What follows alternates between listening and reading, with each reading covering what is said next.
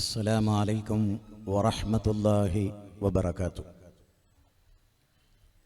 بسم الله الرحمن الرحيم. الحمد لله رب العالمين، والصلاة والسلام على رسوله الأمين وعلى آله وصحبه أجمعين. أما بعد، رب اشرح لي صدري ويسر لي أمري واحلل عقدة من لساني يفقهوا قولي. أعوذ بالله من الشيطان الرجيم. بسم الله الرحمن الرحيم.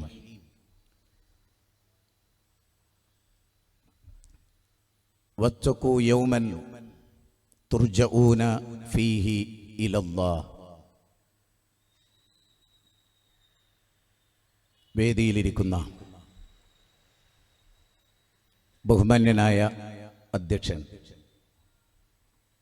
ഉദ്ഘാടന പ്രസംഗം നിർവഹിച്ച് സദസ്സിനെ ചിന്തയുടെ ലോകത്തേക്ക് കൈപിടിച്ചുയർത്തിയ പ്രിയങ്കരനായ മുജീബ് സാഹിബ്, പ്രിയപ്പെട്ട സഹോദരന്മാരെ, സഹോദരികളെ, സൂറത്ത് മുജാദല എന്ന് പറയുന്ന അദ്ധ്യായത്തിൻ്റെ 11-ാമത്തെ വചനം ഇൽമിൻ്റെ മജ്ലിസുമായി ബന്ധപ്പെട്ട ചില കാര്യങ്ങളാണ്. മജ്ലിസ് എന്നാണ് പറയുക. എന്ന് പറഞ്ഞാൽ ഇരുന്ന് കേൾക്കുക എന്ന അടിസ്ഥാനത്തിലാണ്. നമ്മുടെ കസാര ഇടുന്നതും പരവതാനി വിരിക്കുന്നതും ഒക്കെ ആളുകൾക്ക് ഇരുന്ന്, അതിന് പ്രത്യേകതയുണ്ട്.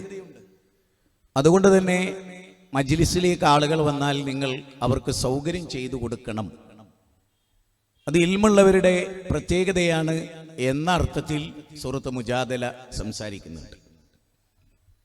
അപ്പോൾ നിന്ന് കേൾക്കുന്നതിനേക്കാൾ ഉപരിയായി മജ്ലിസിൽ വന്നിരിക്കുന്നതിന് കൂലിയുണ്ട് എന്ന് ഞാൻ ആമുഖമായി ഓർമ്മപ്പെടുത്തുകയാണ്. അധികം കൂലി പ്രതീക്ഷിക്കുന്ന ഏതൊരാൾക്കും അവർ മുന്നിലേക്ക് വന്നാൽ അതേറെ പുണ്യദായകമായിട്ടാണ് ഇസ്ലാം പഠിപ്പിക്കുന്നത്. കേരളത്തിൻ്റെ അഷ്ടദിക്കുകളിലും ഗ്രാമങ്ങളിൽ, പട്ടണങ്ങളിൽ, നാൽക്കവലകളിൽ, ഓഡിറ്റോറിയങ്ങളിൽ, അങ്ങനെ പലയിടങ്ങളിലായി വിസ്ഡം ഇസ്ലാമിക് ഓർഗനൈസേഷൻ വളരെ ശ്രദ്ധേയമായ, മാനവികമായ, ചിന്തനീയമായ, കുടുംബങ്ങളിലൊക്കെ സ്വാധീനം ചെലുത്തുന്ന, വിദ്യാർത്ഥികളിലും യുവാക്കളിലും യുവജനങ്ങളിലും വയോജനങ്ങളിലും എന്ന് വേണ്ട ജീവിതത്തിൻ്റെ നിഗല മേഖലകളിൽ, നിഗല പ്രായങ്ങളിൽ ജീവിക്കുന്ന എല്ലാ മനുഷ്യരെയും ക്യാൻവാസ് ചെയ്യാൻ ദൈവിക പ്രസ്ഥാനമായ ഇസ്ലാമിന് എന്നും സാധിച്ചിട്ടുണ്ട്. അതുകൊണ്ട് തന്നെ ആ ഇസ്ലാമിൻ്റെ തനത് ആദർശത്തെ പിന്തുടരണമെന്ന് കൊതിക്കുകയും അതിനുവേണ്ടി അത്യുദ്ധാനം ചെയ്യുകയും ചെയ്യുന്ന വിസ്ഡം ഇസ്ലാമിക് ഓർഗനൈസേഷൻ ജനങ്ങളുടെ ഹൃദയത്തെ സ്വാധീനിക്കുന്ന പ്രോഗ്രാമുകളാണ് രൂപപ്പെടുത്തുന്നതും നടത്തിക്കൊണ്ടിരിക്കുന്നതും. ഇവിടെ നമ്മൾ ചർച്ച ചെയ്യുന്ന ഒരു മൗലികമായ ഒരു ടോപ്പിക് നിങ്ങൾ ഈ ബാനറിൽ കാണുന്നുണ്ട്. ധാർമ്മിക ജീവിതം, സുരക്ഷിത സമൂഹം എന്നതാണ്. അതായത് ഒരു സുരക്ഷിതമായ സമൂഹം, അരക്ഷിതാവസ്ഥയില്ലാത്ത ഒരു ജനത. ആർക്കും ആരെയും പേടിക്കേണ്ടതില്ല, ആരും ആരെയും ഉപദ്രവിക്കുകയില്ല. ഒരു സ്ത്രീക്കും ഉപദ്രവം മറ്റുള്ളവരിൽ നിന്നുണ്ടാവില്ല. ഒരു വേള പ്രവാചക തിരുമേനി ലോകത്ത് ഏറ്റവും അരക്ഷിതാവസ്ഥ അനുഭവിക്കുന്ന ജനത സ്ത്രീകളായിരിക്കും എന്ന അടിസ്ഥാനത്തിൽ നബി സല്ലല്ലാഹു അലൈഹി വസല്ലം ഒരു പറഞ്ഞ വാചകമുണ്ട്. കഅബത്തിന്റെ പരിസരത്ത് വലത് കൈ തലയാണയാക്കി നബി സല്ലല്ലാഹു അലൈഹി വസല്ലം ഇരിക്കുമ്പോഴാണ് മഹാനായ ഖബ്ബാബ് റളിയല്ലാഹു അൻഹു നബി സല്ലല്ലാഹു അലൈഹി വസല്ലമയെ സമീപിക്കുന്നത്. ആ സമയത്ത് റസൂലുള്ളാഹി അദ്ദേഹത്തോട് പറയുന്നുണ്ട്, ഖബ്ബാബ്, നിങ്ങൾ ധൃതി കാണിക്കുകയാണ്. ഇൻഷാ അല്ലാഹ് ഒരു സുന്ദരമായ, ധവളസുന്ദരമായ, ശാന്തസുന്ദരമായ, സുരക്ഷിതത്വമുള്ള ഒരു കാലഘട്ടം വരാനിരിക്കുന്നു. നബി സല്ലല്ലാഹു അലൈഹി വസല്ലം പറയാണ്. എന്നാൽ ആ സുരക്ഷിതത്വത്തിന്റെ ഏറ്റവും ശ്രദ്ധേയമായ വശം അത് റസൂലുള്ളാഹി പറയാണ്, ഒരു സ്ത്രീക്ക്, എന്തുകൊണ്ട് പുരുഷനെണ്ണിയില്ല, സ്ത്രീകളാണ് ലോകത്തെ ഏറ്റവും അരക്ഷിതമായി കഴിഞ്ഞുകൂടുന്നത്. മകന്റെ കള്ളുകുടി കൊണ്ട് ഏറ്റവും പൊറുതിമുട്ടുന്നത് ഉമ്മയാണ്, പെങ്ങളാണ്, ഭാര്യയാണ്, അവന്റെ കുഞ്ഞുങ്ങളാണ്. അവിടെയൊക്കെ സ്ത്രീകളാണ് ആ വീട്ടിൽ അരക്ഷിതാവസ്ഥ അനുഭവിക്കുന്നത്.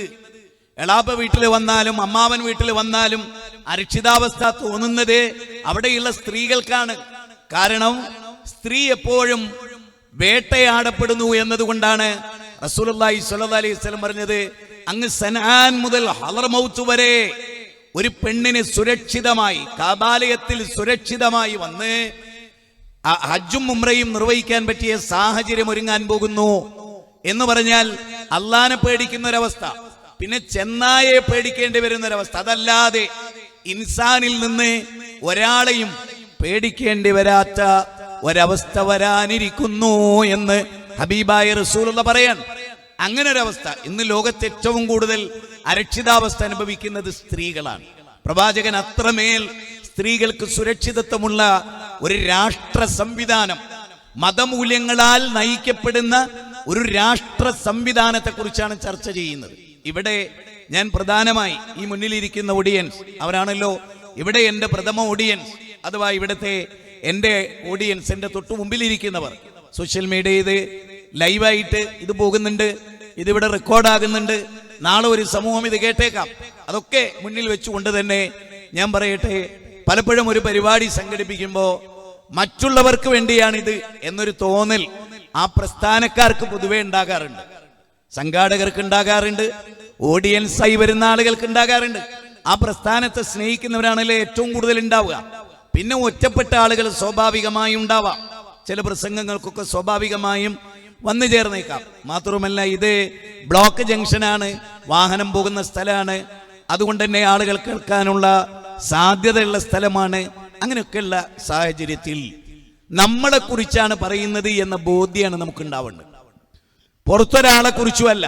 നമ്മൾ സാധാരണ സിമ്പിളായി പറയും, ഒരാളെ നേരെ ഇങ്ങനെ വിരൽ ചൂണ്ടുമ്പോൾ 3 വിരൽ ഉണ്ടല്ലേ, നമ്മളിലേക്ക് ഇങ്ങനെ മടങ്ങി നിൽക്കുകയാണ്. ഒരു വിരലാണ് ഒരാളിലേക്ക് പോകുന്നത്, ഈ 3 വിരലും നമ്മളിലേക്കാണ്.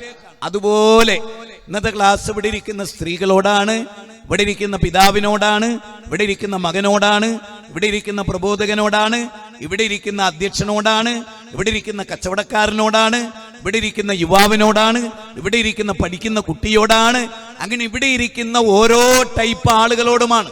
ഒരു മകൻ ആരാകണം, അവന്റെ ധാർമ്മികത എന്താകണം, അവൻ ധാർമ്മികതയിലുണ്ടായാൽ അവന്റെ വീട്ടിൽ വരുന്നവരുടെ സുരക്ഷിതത്വം എന്താണ് എന്ന് ഞാൻ പറയേണ്ടതില്ല. ഏത് രംഗമെടുത്താലും തൊട്ടപ്പുറത്തൊരു പെണ്ണ് മാത്രമേ ഉള്ളൂ, വേറെ ആരുമില്ല. അത് അവിടുത്തെ യുവാക്കൾക്കൊക്കെ അറിയാം. അവൾക്കൊരിക്കലും ശല്യം ഉണ്ടാവില്ല. കാരണം ആ യുവത്വത്തിനൊരു പ്രത്യേകതയുണ്ട്. ആ യുവത്വം എന്നെ റബ്ബ് കാണുന്നു. ഇതാണ് മൗലികമായി. ഞാനിവിടെ വിഷയത്തിന്റെ കോറാണ് പറയുന്നത്, അതിന്റെ മർമ്മം മാത്രമാണ് പറയുന്നത്. അല്ലാതെ കുറെ പ്രസംഗിച്ചു പോകുക എന്നുള്ളത് ലക്ഷ്യമേ അല്ല. മറിച്ച് ഇവിടെ ഇരിക്കുന്നവർക്കും ആദ്യമായി ഇവിടുന്ന് നമുക്ക് തന്നെ ഉണ്ടാവണം. അല്ല റബ്ബെ, ഇങ്ങനൊന്നും ആയാ പോരാ, മാറ്റം ഉണ്ടാകേണ്ടതുണ്ട്, പരിവർത്തനം ഉണ്ടാകേണ്ടതുണ്ട്, വ്യതിയാനം ഉണ്ടാകേണ്ടതുണ്ട്.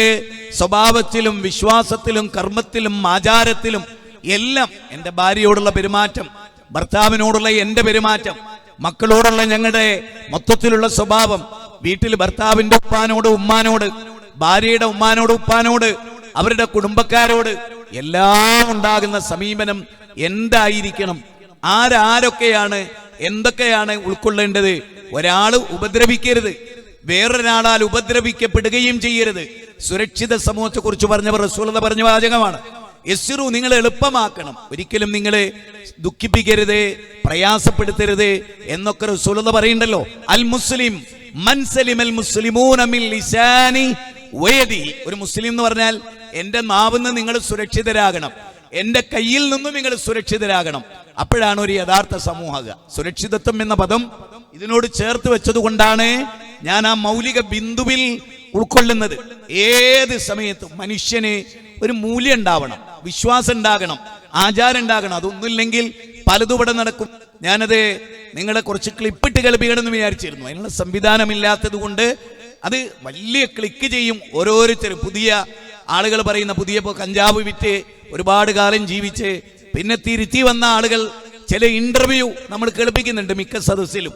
ആ ഇന്റർവ്യൂ ഒക്കെ വലിയ ഉപകാരപ്പെടുന്നുണ്ട്. അവൻ പറയുന്നത്, എന്നെ സമീപിക്കുന്നതിൽ ഡോക്ടറുണ്ട്. ഈ ഡോക്ടർ എന്ന് പറഞ്ഞ ആരാണ്? ആരോഗ്യവുമായി ബന്ധപ്പെട്ടാണ് അയാളുടെ പഠനം തന്നെ. ആരോഗ്യം ഏതെല്ലാം കാരണങ്ങളാൽ ശിഥിലമാകും അത് പഠിച്ചിട്ട് ലക്ഷക്കണക്കിന് രൂപ മുടക്കിയിട്ട് അത് ആ രംഗത്ത് പ്രഖ്യാപിച്ചിട്ട് അയാൾ ഡോക്ടറാകുമ്പോൾ ഒരു പ്രഖ്യാപനം നടത്തുന്നുണ്ട്, ഒരു പ്രതിജ്ഞ ചെയ്യുന്നുണ്ട്. ആ പ്രതിജ്ഞക്ക് വിരുദ്ധമായി ഒരു ഡോക്ടർ എങ്ങനെ മാറുന്നു? നമ്മൾ സാധാരണ പറയും വേലി തന്നെ വിളതുന്ന എന്ന് നമ്മൾ പറയാറില്ലേ? ഉണ്ട്. അതെ, അതുപോലെ തന്നെ കുറുന്തോട്ടിക്ക് വാദം ഉണ്ടാവുക നമ്മൾ പറയാറുള്ള വാചകമാണ്. ചങ്ങലക്ക് തന്നെ ഭ്രാന്തളകുക എന്നൊക്കെ പറയാം. ആരോഗ്യത്തെക്കുറിച്ച് ഏറ്റവും അറിയുന്ന ഒരു ഡോക്ടർ കഞ്ചാവ് ഉപയോഗിക്കുന്നു വന്നാൽ, MDMA ഉപയോഗിക്കുന്നു വന്നാൽ ആരായാലും ലോകത്തെ നന്നാക്കുക? നീ കഞ്ചാവ് അടിക്കരുത് എന്ന് പറയേണ്ട ഡോക്ടർ കഞ്ചാവ് അടിച്ച് പൂസായി നിൽക്കുകയാണെങ്കിൽ പിന്നെ ഇന്ത്യ രാജ്യം, കേരളത്തിലൊക്കെ അവസ്ഥ എന്തറിയോ? ദൈവത്തിന്റെ സ്വന്തം നാട് ശരിക്കും ചെകുത്താന്റെ നാടായി. ചെകുത്താന് പൂർണ്ണമായി സന്തോഷം നൽകുന്ന ഒരു സ്റ്റേറ്റായി കേരളം കഴിഞ്ഞ 10 കൊല്ലായിട്ട്. വിശിഷ്യ കോവിഡാനന്തരം, കോവിഡ് വന്നത് നിങ്ങൾ ആരും വിചാരിക്കണ്ട, കോവിഡിനേക്കാൾ ഭയാനകരമായ ഒരു ദുരന്തം കോവിഡ് കാലഘട്ടത്തിൽ നടന്നിട്ടുണ്ട്. അതെന്താണ്? എല്ലാ ചെറിയ കുട്ടികളും ഫോൺ ഉപയോഗിക്കുക എന്നതാണ്. ശരിക്കും കോവിഡ് ഉണ്ടാക്കിയത് ചൈനയാണ്. മനുഷ്യനിർമ്മിത കോവിഡാണ്. അതിന് കാരണവുമുണ്ട്. മനുഷ്യന്റെ മൊറാലിറ്റി, ചെറിയ കുട്ടികളെ നശിപ്പിക്കുക എന്നുള്ളതായിരുന്നു അന്ന് ഭൗതിക പ്രത്യയശാസ്ത്രജ്ഞ മുതലാളിത്ത സാമ്രാജ്യത്വത്തിന്റെ ഏറ്റവും വലിയ ലക്ഷ്യം. വുഹാനിൽ നിന്ന് ഇത് പുറപ്പെടുമ്പോ ബോധപൂർവം പുറത്തേക്ക് ഇറക്കി വിട്ടിട്ടുള്ള സംഗതിയാണ് COVID-19. അതറിയുന്നവരാണ്. വളരെ പച്ചയായ യാഥാർത്ഥ്യമാണ്. ആ കാരണം ഏതെങ്കിലും ഒരു രോഗം ഒരു ഭാഗത്ത് നിന്നാൽ ഒന്നും നടക്കില്ല. ലോകം മുഴുവനും ഈ രോഗാണുവിനെ വ്യാപിപ്പിക്കണം. അതിനുവേണ്ടിയുള്ള എല്ലാ പദ്ധതികളും ആസൂത്രണം ചെയ്തിട്ടുള്ള കാര്യങ്ങളാണ്. കാരണം LKG പഠിക്കുന്ന കുട്ടിയുടെ കയ്യിൽ ഓൺലൈനിൽ ക്ലാസ് പ്രഖ്യാപിച്ചു. ഓൺലൈനിൽ ക്ലാസ് വരണമെങ്കിൽ കുഞ്ഞി മൊബൈൽ കയ്യിൽ ഉണ്ടായിട്ട് കാര്യമല്ല. അപ്പൊ സാംസങ്ങിന്റെ വേണം, അതുപോലെ പല കമ്പനികളുടേത് വേണം, ഐഫോൺ വേണം. അതെല്ലാം കുഞ്ഞു കുട്ടികളുടെ കൈകളിലെത്തി. അതുകൊണ്ട് തന്നെ നോക്കൂ, ഈ 10 കൊല്ലം കുട്ടികളിൽ ഇത്രയേറെ കുറ്റകൃത്യം വർദ്ധിച്ച ഒരു കാലഘട്ടം കേരളക്കരയിൽ ഇന്നോളം ഉണ്ടായിട്ടില്ല, ലോകത്തുന്നോളം ഉണ്ടായിട്ടില്ല. നമ്മുടെ ലോകത്തെ പറ്റി പറയാത്തത് എന്താന്ന് വെച്ചാൽ, നമ്മുടെ കേരളത്തിൽ തന്നെ ലോകത്ത് പലയിടത്തും നടക്കാത്തത് ഇവിടെ നടക്കുന്നുണ്ട്. അതുകൊണ്ടാണ് ഈ കേരളം. ഇപ്പൊ നേരത്തെ മുജീബിക്ക ഇവിടെ പറയണ്ടായി, എന്താ ഒരുപാട് വിദ്യാഭ്യാസമുള്ളവരാണ് അന്ധവിശ്വാസികൾ, അതുപോലെ തന്നെ കൂടോത്രത്തിന്റെ പിന്നാലെ, ദുർമന്ത്രവാദത്തിന്റെ പിന്നാലെ ഒക്കെ പോകുന്നത് ആരാണ്? ഏറ്റവും ബുദ്ധിജീവികളായ ആളുകളാണ്, ശാസ്ത്രകാരന്മാരാണ്. ഒരു റോക്കറ്റ് വിക്ഷേപണം നടത്തുന്ന സമയത്ത് എന്തെല്ലാം അന്ധവിശ്വാസങ്ങൾ ചെയ്തിട്ടാണ് അത് വിക്ഷേപണം ചെയ്യുന്നത്. അപ്പോ വിദ്യാഭ്യാസം കൊണ്ട് ലോകം നന്നാകുന്നു ഒരിക്കലും വിചാരിക്കരുത്. ഇന്നത്തെ വിദ്യാഭ്യാസം കൊണ്ട് ലോകം 10% നന്നാകുന്നു വിശ്വസിക്കുന്നതിനേക്കാൾ വലിയ പൊട്ടൻ ആകാശത്തിന്റെ ചുവട്ടിൽ വേറെയില്ല എന്ന് നിങ്ങൾ മനസ്സിലാക്കണം. മൊറാലിറ്റി മാത്രം പഠിപ്പിക്കപ്പെടുന്ന സ്കൂളുകൾക്ക് നല്ല ചാൻസ് ഉണ്ട്. ഞാൻ വെറുതെ പറയല്ല. ഞാൻ ഒരിക്കല് ജാമിയത്തുൽ ഹിന്ദ് അൽ ഇസ്ലാമിയയുമായി ബന്ധപ്പെട്ട ചില നമ്മുടെ സഹപ്രവർത്തകർ ഇരിക്കുമ്പോൾ പറഞ്ഞു, ഇനി ഒരു കോളേജ് വേണം. ആ കോളേജിന്റെ കവാടത്തിൽ എഴുതി വെക്കേണ്ടത് ഭൂലോക ചെറ്റകൾക്ക് പഠിക്കാനുള്ള കോളേജ്. ആളുകൾ എന്നോട് എന്ത് വർത്താനാ പറയുന്നത്?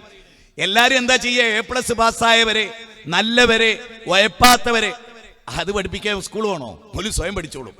നേരെ മറിച്ച് എന്തുകൊണ്ടാണ് ഭൂലോക ചെറ്റകളെ ഈ സ്കൂൾ എടുക്കുന്നു എന്ന് പറയാത്ത? ഭൂലോക ചെറ്റ, അതായത് ഒരുത്തം വന്നിട്ട് 10% ചെറ്റത്തിലുണ്ടെങ്കിൽ ഓൻ എടുക്കരുത്. മനസ്സിലാവുണ്ടോ? ഇനി ലോകത്ത് വരേണ്ട ഏറ്റവും പ്രധാനമായ കാര്യം അതാണ്. 100% ചെറ്റയാന്ന് ബോധ്യപ്പെട്ടവന് 1ാം സ്ഥാനം. ഓനെ നന്നാക്കിയിട്ട് 3 കൊല്ലം കൊണ്ട് ഞങ്ങൾ ഓനെ ഏറ്റവും നല്ല മനുഷ്യനെ, അതല്ലേ അന്തസ്. നോക്കികള് എല്ലാം കൊണ്ട് ബെറ്ററായ മുതലാളിന്റെ ഒരു മോന്. ഓൻ എല്ലാ സൗകര്യമുണ്ട്, സംവിധാനമുണ്ട്. ഓനെ അമ്മയും അച്ഛനും കുത്തിപ്പഴിപ്പിച്ച് പഠിപ്പിച്ചുകൊണ്ട് ഓൻ A+ ഉണ്ട്. ഓനെ കൊണ്ടുവന്നിട്ട് എന്താ കാര്യം? ഓൻ അവിടെ കൊണ്ടുവന്നിട്ടില്ലെങ്കിൽ ഓന് പഠിക്കാൻ ഒരു മോട്ടിവേഷൻ ഉണ്ട്, ഓൻ പഠിച്ചോളും. നേരെ മറിച്ച് ലോകത്തേറ്റവും താഴേക്കിടയിലുള്ളവരെ പഠിപ്പിക്കുമോ? ഇസ്ലാമിന്റെ ഏറ്റവും വലിയൊരു പ്രത്യേകത അതായിരുന്നു. സംസ്കാരത്തിന്റെ 0 ഡിഗ്രിയിൽ നിന്നൊരു ജനതയാണ് സംസ്കാര സമ്പന്നമായ. അതാ ക്രെഡിറ്റ്, അതാ അന്തസ്. അങ്ങനത്തെ സ്കൂളുകൾ തുടങ്ങി എനിക്ക് ആഗ്രഹമുണ്ട്. ഒറ്റക്ക് നടക്കൂല എന്നുള്ളതുകൊണ്ടാ. അല്ലെങ്കിൽ ഞാൻ അങ്ങനെ തന്നെ ചെയ്തായിരുന്നു. ഭൂലോക ചെറ്റകളെ നിങ്ങൾക്ക് സ്വാഗതം. അതായിരിക്കും എന്റെ കോളേജിന്റെ ഫ്രണ്ടിലെ എഴുത്ത്. നിങ്ങൾ കാരണം അങ്ങനത്തോലെ രക്ഷിക്കാനുണ്ടോ? അങ്ങനത്തോലെ അങ്ങനെ ആയി മരിക്കുക. തമ്മനം ഷാജി അങ്ങനെ ആയി മരിക്കാൻ വിധിക്കപ്പെട്ടു. അവസാനപ്പെട്ട ആത്മീയത അതിനൊക്കെ അടുകേറി പോവുകയും ചെയ്തു. സാന്ദർഭേര എന്റെ പ്രോഗ്രാം കൊളാക്കാൻ വന്ന ഒരാളായിരുന്നു തമ്മനത്ത്. അന്ന് ഷാജി തിരിച്ചു പോയതാണ്. ഞാൻ പ്രസംഗത്തിൽ നല്ല 2 ഡയലോഗ് പറഞ്ഞപ്പോൾ ഷാജി പോയി. ഞാൻ പറയുന്നത് കൊട്ടേഷൻ പാർട്ടിയെ തെരഞ്ഞുപിടിച്ച് നന്നാക്കുക. ഇസ്ലാമിന്റെ ഏറ്റവും വലിയൊരു പ്രത്യേകത അതാണ്. ഇസ്ലാം ഏറ്റവും ചീപ്പായ ആളുകളെ ചെന്ന് കാണുകയുണ്ടായത്. ലോകത്തിലെ ഏറ്റവും തേർഡ് റേറ്റ് ഗുണ്ടയായ വലത്തെ കൈയും ഇടത്തെ കാലും ഛേദിക്കുന്ന ഫിറഔന്റെ കൊട്ടാരത്തിലേക്ക് ചെല്ലാനാണ്. അല്ലാതെ ആ നാട്ടിലെ ഏറ്റവും നല്ല മനുഷ്യന്റെ അടുത്തേക്ക് അല്ലാഹ് മൂസാ നബീനെ പറഞ്ഞയച്ചിട്ടില്ല, ഹാറൂൻ അലൈഹി ഇസ്ലാമിനെ പറഞ്ഞയച്ചിട്ടില്ല. എന്നിട്ട് അവിടെ പറയുന്നത് ഫഖൂലാ ലഹു ഖൗലൻ ലയ്യിനാ ലഅല്ലഹു യതദക്കറു യഖ്ശാ. അങ്ങനെ ഒരു പരാമർശം വേറെ നബിയോട് നടത്തിയിട്ടില്ല. എന്നർത്ഥത് അത്ര മോശക്കാരൻ്റെ അടുത്തേക്ക് പോകണം. ഓനോടെങ്ങാനും വളരെ ഗൗരവപ്പെട്ട് പറഞ്ഞാൽ ചിലപ്പോൾ അവൻ താടി കച്ചറുണ്ടാക്കി കളയും. അതുകൊണ്ട് അവന്റെ അടുത്ത് ഫഖൂലാ ലഹു ഖൗലൻ ലയ്യിനാ. അത് വലിയൊരു തത്വമാണ് മനസ്സിലാക്കുന്നവർക്ക്. ഖുർആന്റെ 20-ാം അധ്യായം 42 മുതലുള്ള വാചകമാണ്. അതിൽ പറയുന്നത് എന്താണ്? ലഅല്ലഹു യതദക്കറു യഖ്ശാ ഫഖാല അന റബ്ബുകുമുൽ അഅല. ഞാനാണ് പരമോന്നതനായ റബ്ബ് എന്ന് പറഞ്ഞ ഫിറഔന്റെ അടുത്തേക്ക് ചെല്ലാൻ പറഞ്ഞു. ആ ഫിറഔനെ പറ്റി പറയുന്നത് എന്താണ്? വൈദ് നജ്ജൈനാകും മിൻ നാലി ഫിർഔന യസൂമൂനകും സൂഅൽ അദാബ് യുദബ്ബിഹൂന അബ്നാഅകും വയസ്തഹ്യൂന നിസാഅകും വഫീ ദാലികും ബലാഉം മിർ റബ്ബികും അളീം വൈദ് ഫറഖ്നാ ബികുമുൽ ബഹറ ഫഅൻജൈനാകും വഅഗ്റഖ്നാ അല ഫിർഔൻ. വിശുദ്ധ ഖുർആൻ സൂറത്ത് ബഖറ 48, 49, 50 വചനം വളരെ മനോഹരമാണ്. അവിടെ ഫിറഔന് ആണുങ്ങളെ അറുകൊല ചെയ്തു, സ്ത്രീകളെ ജീവിക്കാൻ വിട്ടു. ഓപ്പോസിറ്റ് ദിശയിൽ ഇടത്തെ കയ്യാ വെട്ടണതെങ്കിൽ വലത്തേക്കാല്. മഹാബുദ്ധിജീവിയും കൂടെ ആയിരുന്നു ഞങ്ങായി. കാരണം എന്താ? ഇടത്തെ കൈ മാത്രം വെട്ടിയാലും മനുഷ്യന് നിൽക്കാൻ പറ്റും, ഇടത്തേക്കാലും വലത്തേക്കാലും വെട്ടിയാൽ രണ്ട് ദിശയിലും നിൽക്കാൻ പറ്റില്ല. അത് വല്ലാത്തൊരു ശിക്ഷയാണത്. ആ ശിക്ഷ നൽകിയ ഫിറൗനിനെയും ഒഴിവാക്കരുത്. കാരണം എന്താണെന്നറിയോ? ഫിറൗൻ നാളെ മഹ്ശറയിൽ, അത് സൂറത്ത് ആറാഫിലെ 170, 71, 72, 73 വചനം പരിശോധിച്ചാൽ കാണാൻ പറ്റും. എന്താ? നാളെ ഫിറൗന് പടച്ചോന്റെ മുമ്പിൽ വന്നിട്ട് പറയരുത്, ഞാനും നിന്റെ ഇൻസാനായിരുന്നല്ലോ, നീ പടച്ചൊരു പടപ്പായിരുന്നല്ലോ, എന്നെ നന്നാക്കാമായിരുന്നല്ലോ, എന്റെ അടുത്തേക്ക് ഒരു നബീനെ അയക്കാമായിരുന്നല്ലോ, മുത്തക്കികളുടെ അടുത്തേക്ക് നബീനെ അയച്ചിട്ട് എന്താ കാര്യം എന്ന പോയിന്റ് ഇവിടെ ഇരിക്കുന്ന സ്റ്റേജിൽ ഇരിക്കുന്നവർ ഗൗരവമായി ചിന്തിക്കണം. നന്നാക്കേണ്ടത് നന്നായവരെയല്ല. എന്തിനാ ഹോസ്പിറ്റല്? ആരോഗ്യമുള്ളവനെ ചികിത്സിക്കാനാ? രോഗിനെ ചികിത്സിക്കാനാണ്. ഞാൻ പറയുന്നത് സ്കൂളുകളൊക്കെ ഏറ്റവും പഠിക്കാത്ത കുട്ടികളെ തെരഞ്ഞെടുക്കുക. ഒരു അധ്യാപകന്റെ മിടുക്ക് എവിടെയാ? ഞാൻ ചോദിക്കുന്നത്, ഞാനിപ്പോ ഫിസിക്സിന്റെ അധ്യാപകനായി. എനിക്കറിയാം, ഞാൻ MES സ്കൂളിലെ ടീച്ചറായപ്പോ സോഷ്യൽ സ്റ്റഡീസ് എടുത്ത കാലത്ത് ഞാൻ ചിന്തിച്ചൊരു കാര്യം ഇതായിരുന്നു. ഏറ്റവും മോശം കുട്ടിയാരാണ് അവൻ എൻ്റെ ഏറ്റവും നല്ല കമ്പനി. ഇന്നും അങ്ങനെ തന്നെ. ഞാൻ തിരുവനന്തപുരത്ത് വെള്ളക്കടവിലെ കൊട്ടേഷൻ പാർട്ടിയായിട്ടായിരുന്നു എനിക്ക് സൗഹൃദം. മഞ്ചേരിയിലും കൊച്ചിയിലും ഏറ്റവും നീചന്മാരായിട്ടായിരുന്നു എൻ്റെ സൗഹൃദം. എന്താ കാരണം? ഓല് നന്നായ വലിയ നന്നായാല. ദാ നിങ്ങൾ നോക്ക്, ഞാൻ പറഞ്ഞ വെള്ളക്കടവില് 52 ദാടി. അന്ന് വിശ്വാസികളെ കൊല്ലാൻ നടന്നവൻ അപ്പൊ വിശ്വാസികൾ കണ്ട് മരിക്കാൻ നടക്കുകയാണ് അവിടെ. അതെന്താ? അങ്ങനെ തന്നെയാ. എത്രയോ ആളുകളെ എൻ്റെ ജീവിതത്തിലൊരു പൊതു അനുഭവം അതാണ്. ഏറ്റവും മോശപ്പെട്ടവരെ നന്നാക്കുക, അതാ മിടുക്ക്. അല്ലാണ്ട് നന്നാക്കാൻ നല്ല വാപ്പാർക്കും നല്ലമാർക്കും ജനിച്ച മക്കളെ കൊണ്ടുവരിക, എന്നിട്ട് നമ്മൾ സ്കൂളിൽ ചേർത്തുക, എന്നിട്ട് സ്കൂളിൽ നല്ല മാർക്കാന്ന് പറയാ. അത് അന്തസ്സില്ലായ്മയാന്ന് വിശ്വസിക്കുന്ന ഒരാളാണ് ഞാൻ. ആരെയും കുറ്റപ്പെടുത്തില്ല കേട്ടോ, ആരെയും കുറ്റപ്പെടുത്തിയല്ല. ലോകത്ത് നന്നാവൂല. അന്ന് നമ്മളിപ്പോ ഗംഗാരൻ ഡോക്ടർ അറിയുന്ന എങ്ങനെയാ? ഏറ്റവും ക്രിട്ടിക്കൽ സ്റ്റേജിലുള്ള ക്യാൻസർ രോഗികളെ ചികിത്സിച്ച് മിടുക്കുകയാണ് വെച്ചാൽ അയാള്. അതുകൊണ്ട് അതാ മിടുക്ക്. അല്ലാതെ വെറുതെ പാരസെറ്റമോൾ കൊടുത്തിട്ട് എന്റെ രോഗം മാറ്റി എന്ന് പറഞ്ഞ് അന്തസ്സടിക്കുന്നതിൽ ഒരു ഗൗരവമില്ല എന്നാണ് ഞാൻ മനസ്സിലാക്കുന്നത്. അതുകൊണ്ട് ഇവിടുത്തെ ഇന്നത്തെ പ്രസംഗം നമ്മളോടാണ്, ഈ ഇരിക്കുന്നവരോടാണ്, എന്നോടാണ്, ഇവിടെ ഇരിക്കുന്ന ഓരോരുത്തരോടുമാണ്. ഞാൻ ഒരു കാര്യം, ഓരോ പോയിന്റ് പറഞ്ഞു പോവാണ്. ഇത് ശരിക്കും ശ്രദ്ധിക്കണം. ഇന്നോളം ശ്രദ്ധിച്ചിട്ടില്ല ആ ഭാഗം വളരെ ക്ലാരിറ്റിയോടുകൂടെ. ഒരു യുദ്ധം, നേരത്തെ അത് പറഞ്ഞ ഞാൻ ഓർത്തത്, യുദ്ധത്തിൽ കുട്ടികൾ കൊല്ലപ്പെട്ടു, കാരുണ്യത്തിന്റെ തിരുദൂതർ പ്രതികരിച്ചു. സ്ത്രീകൾ കൊല്ലപ്പെട്ടു, തിരുദൂതർ പ്രതികരിച്ചു. ഒരു പ്രാക്കുഞ്ഞിന്റെ കൂട്ടിൽ നിന്ന് ചെറിയൊരു കുഞ്ഞിനെ എടുത്തു, കാരുണ്യത്തിന്റെ തിരുദൂതർ പ്രതികരിച്ചു. നബിയുടെ കഴുത്തിൽ കത്തിവെച്ചവനോട് നബി പ്രതികരിച്ചു, കാരുണ്യം. അള്ളാഹു എന്ന് പറഞ്ഞ വെള്ളത്തോട് നാരായണ മേനോൻ കവിത എഴുതി. എല്ലാം ശരിയാണ്. എന്റെ പോയിന്റ്, ഞാൻ അവിടെ നിന്നാണ് എന്റെ വിഷയത്തിന്റെ നാനാവശങ്ങളിലേക്ക് കടന്നു വരുന്നത്. ഇവിടെ ഇരിക്കുന്ന എല്ലാവരോടും എന്റെ ചോദ്യം, ഇവിടെ ഒരുപക്ഷെ എന്റെ ഉപ്പാക്ക് 84 വയസ്സായി. കഴിഞ്ഞ 2-3 മാസമായിട്ട് ഉപ്പ ഖത്തറിലായിരുന്നു. മെനയാന്ന് വന്നു, ഞാൻ കൂട്ടിക്കൊണ്ടുവന്നു. ഞാനിങ്ങനെ എൻ്റെ ഉപ്പ മുന്നിലിരിക്കുമ്പോൾ, ഞാൻ ഇപ്പുറത്ത് ഡ്രൈവ് ചെയ്യുമ്പോൾ എൻ്റെ ഉപ്പാനെ കുറിച്ച് ഞാൻ ചിന്തിച്ചത് എന്തറിയോ? ഞാനത് പറയുന്നുണ്ട്, ഒരാളും ഒന്നും തെറ്റിദ്ധരിക്കരുത്. ഞാൻ എൻ്റെ കുട്ടിക്കാലം മുതൽ ഇബ്രാഹിം നബി ഇസ്മായിൽ നബീനെ കണ്ട പോലെ, ഇസ്മായിൽ നബി ഇബ്രാഹിം നബീനെ കണ്ട പോലെയാണ് എൻ്റെ ഉപ്പാനെ ഞാൻ കണ്ടത്. എൻ്റെ ഉപ്പ ളുഹാ നിസ്കരിക്കാത്ത ഒരു കാലഘട്ടവും ഞാൻ കണ്ടിട്ടില്ല. എൻ്റെ ഉപ്പ ഖുർആൻ ഓതാത്ത ഒരൊറ്റ ദിവസവും ഞാൻ കണ്ടിട്ടില്ല. എൻ്റെ ഉപ്പ ഒരൊറ്റ സുന്നത്ത് ഒഴിവാക്കി ഞാൻ കണ്ടിട്ടില്ല. എന്റെ ഉപ്പ നല്ലതിനല്ലാതെ കൂട്ടുനിന്നിട്ടില്ല, പിന്നെ എങ്ങനെ ഞാൻ കേടുവരും? പറയണം. ടാങ്കിൽ സുന്ദരമായ വെള്ളമാണുള്ളത്, ആ ടേപ്പ് തുറന്നാലോ നല്ല വെള്ളം വരും. ടാങ്ക് നിറയെ ചളിവെള്ളമാണ്, മാലിന്യമാണ്, രോഗാണുണ്ട്, എല്ലാ വൃത്തികേടുണ്ട്. എങ്കിൽ ടേപ്പ് തുറന്നാൽ വെള്ളത്തിന് മണം ഉണ്ടാവും, ദുർബലത ഉണ്ടാവും. അതുപോലെയാണ് കുട്ടികൾ. അതുകൊണ്ട് കേട്ടോളി, ഉമ്മമാര് കേട്ടോളി, അൽ ഉമ്മ മദ്രസത്തുന്നാണ്. ഉമ്മ പാഠശാലയാണല്ലോ. സമ്മതിച്ചോ? മൗലാന മുഹമ്മദ് അലി ജൗഹർ, മൗലാന അബുൽ കലാം ആസാദ്, ഇവരൊക്കെ നന്നാക്കി ഉമ്മമാരാണ്. മഹാനായ ജീലാനിയെ, ഏറ്റവും സത്യസന്ധനായ പ്രബോധകൻ അലിമിയാൻ അബുൽ ഹസൻ അലി നദവി സാഹിബ്, അദ്ദേഹത്തിന്റെ യശോധവളമായ ഇസ്ലാമിന്റെ ഇന്നലകൾ എന്നൊരു പുസ്തകമുണ്ട്. അതിന്റെ ടൈറ്റിൽ അങ്ങനെ തന്നെയാണ് ഞാൻ ഓർക്കുന്നത്. അദ്ദേഹം അതിൽ എഴുതുന്നുണ്ട്, അലിമിയാൻ എഴുതുന്നുണ്ട്, ഷെയ്ഖ് ജീലാനി 5000-ഓളം വരുന്ന നോൺ മുസ്ലിമീങ്ങളെ ഇസ്ലാമിലേക്ക് കൊണ്ടുവന്ന മഹാചിന്തകനായിരുന്നു. തീർന്നില്ല, 1,00,000 ആളുകളെ മുസ്ലിം സമുദായത്തിലെ മദ്യപാനികളായ, തെമ്മാടികളായ, കൊട്ടേഷൻ പാർട്ടിയായ, അലഞ്ഞു തിരിഞ്ഞടന്ന, മൊറാലിറ്റി കാത്തു സൂക്ഷിക്കാത്ത, മാതാപിതാക്കളെ സ്നേഹിക്കാത്ത 1,00,000-ഓളം വരുന്ന മനുഷ്യരെ തർബിയത്തിലൂടെ, തസ്കിയത്തിലൂടെ നന്നാക്കിയ ആളായിരുന്നു അലിമിയാൻ. അബുൽ ഹസൻ അലി നദവി സാഹിബ് പറയാണ് ഷെയ്ഖ് ജീലാനി. പക്ഷേ ആ ഷെയ്ഖ് ജീലാനിയെ രൂപപ്പെടുത്തിയതിൽ ഉമ്മാന്റെ പങ്ക് അപാരം. അത് ഞാൻ പിന്നീട് പ്രസംഗത്തിൽ ഉദ്ധരിക്കും. സഹോദര, റസൂലുള്ള ഒരു യുദ്ധത്തിൽ കുറച്ച് കുട്ടികൾ കൊല്ലപ്പെട്ടത് കണ്ടു. അവിടെ നമ്മൾ നബീന്റെ കാരുണ്യം മാത്രമാണ് പറയാറ്, പക്ഷെ ഹദീസ് സമഗ്രമായി പഠിക്കാറില്ല. ആ ഹദീസിൽ നബി ചോദിക്കാൻ, ആരാണ് കുട്ടികളെ കൊന്നത്? ആരാണ്?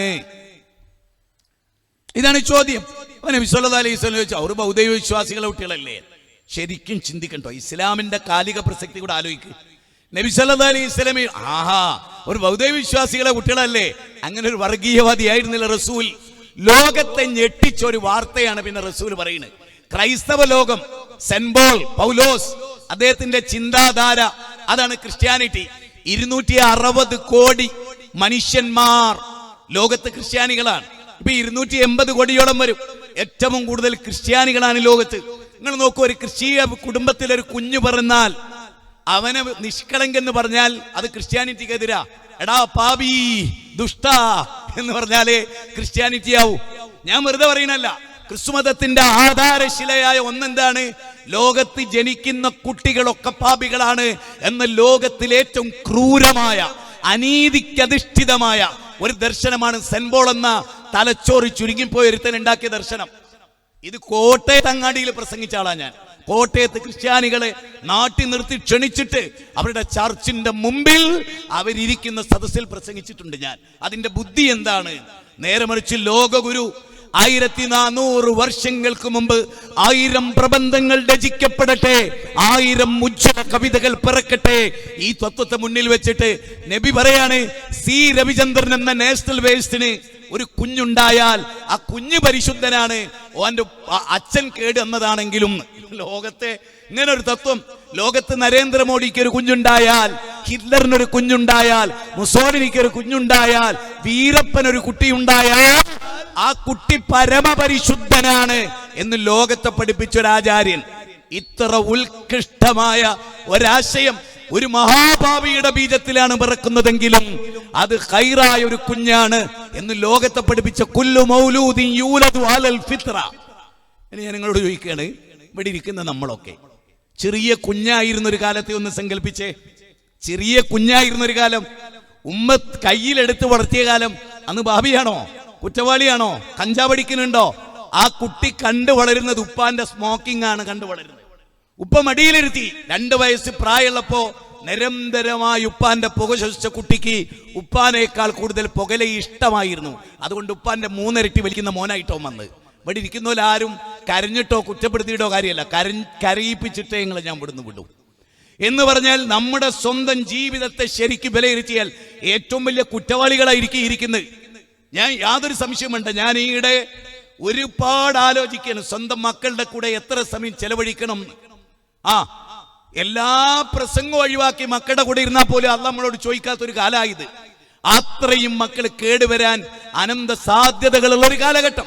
ഇനി ഞാൻ പറയുന്നത് നിങ്ങൾ ശരിക്കും സ്ത്രീകൾ പ്രത്യേകം ശ്രദ്ധിച്ചോളി. കുല്ലു മൗലൂദൻ യൂലദു അലൽ ഫിത്ര എന്ന് പറയുന്ന ആരാ? ഗാന്ധിജിയാ? നെഹ്റുവാ? പല്ലഭായ് പട്ടേല? ഡോക്ടർ ബാലഗംഗാധര തിലക? രവീന്ദ്രനാഥ ടാഗോറാ? വൈലോപ്പള്ളി ശ്രീധരമേനോനാ?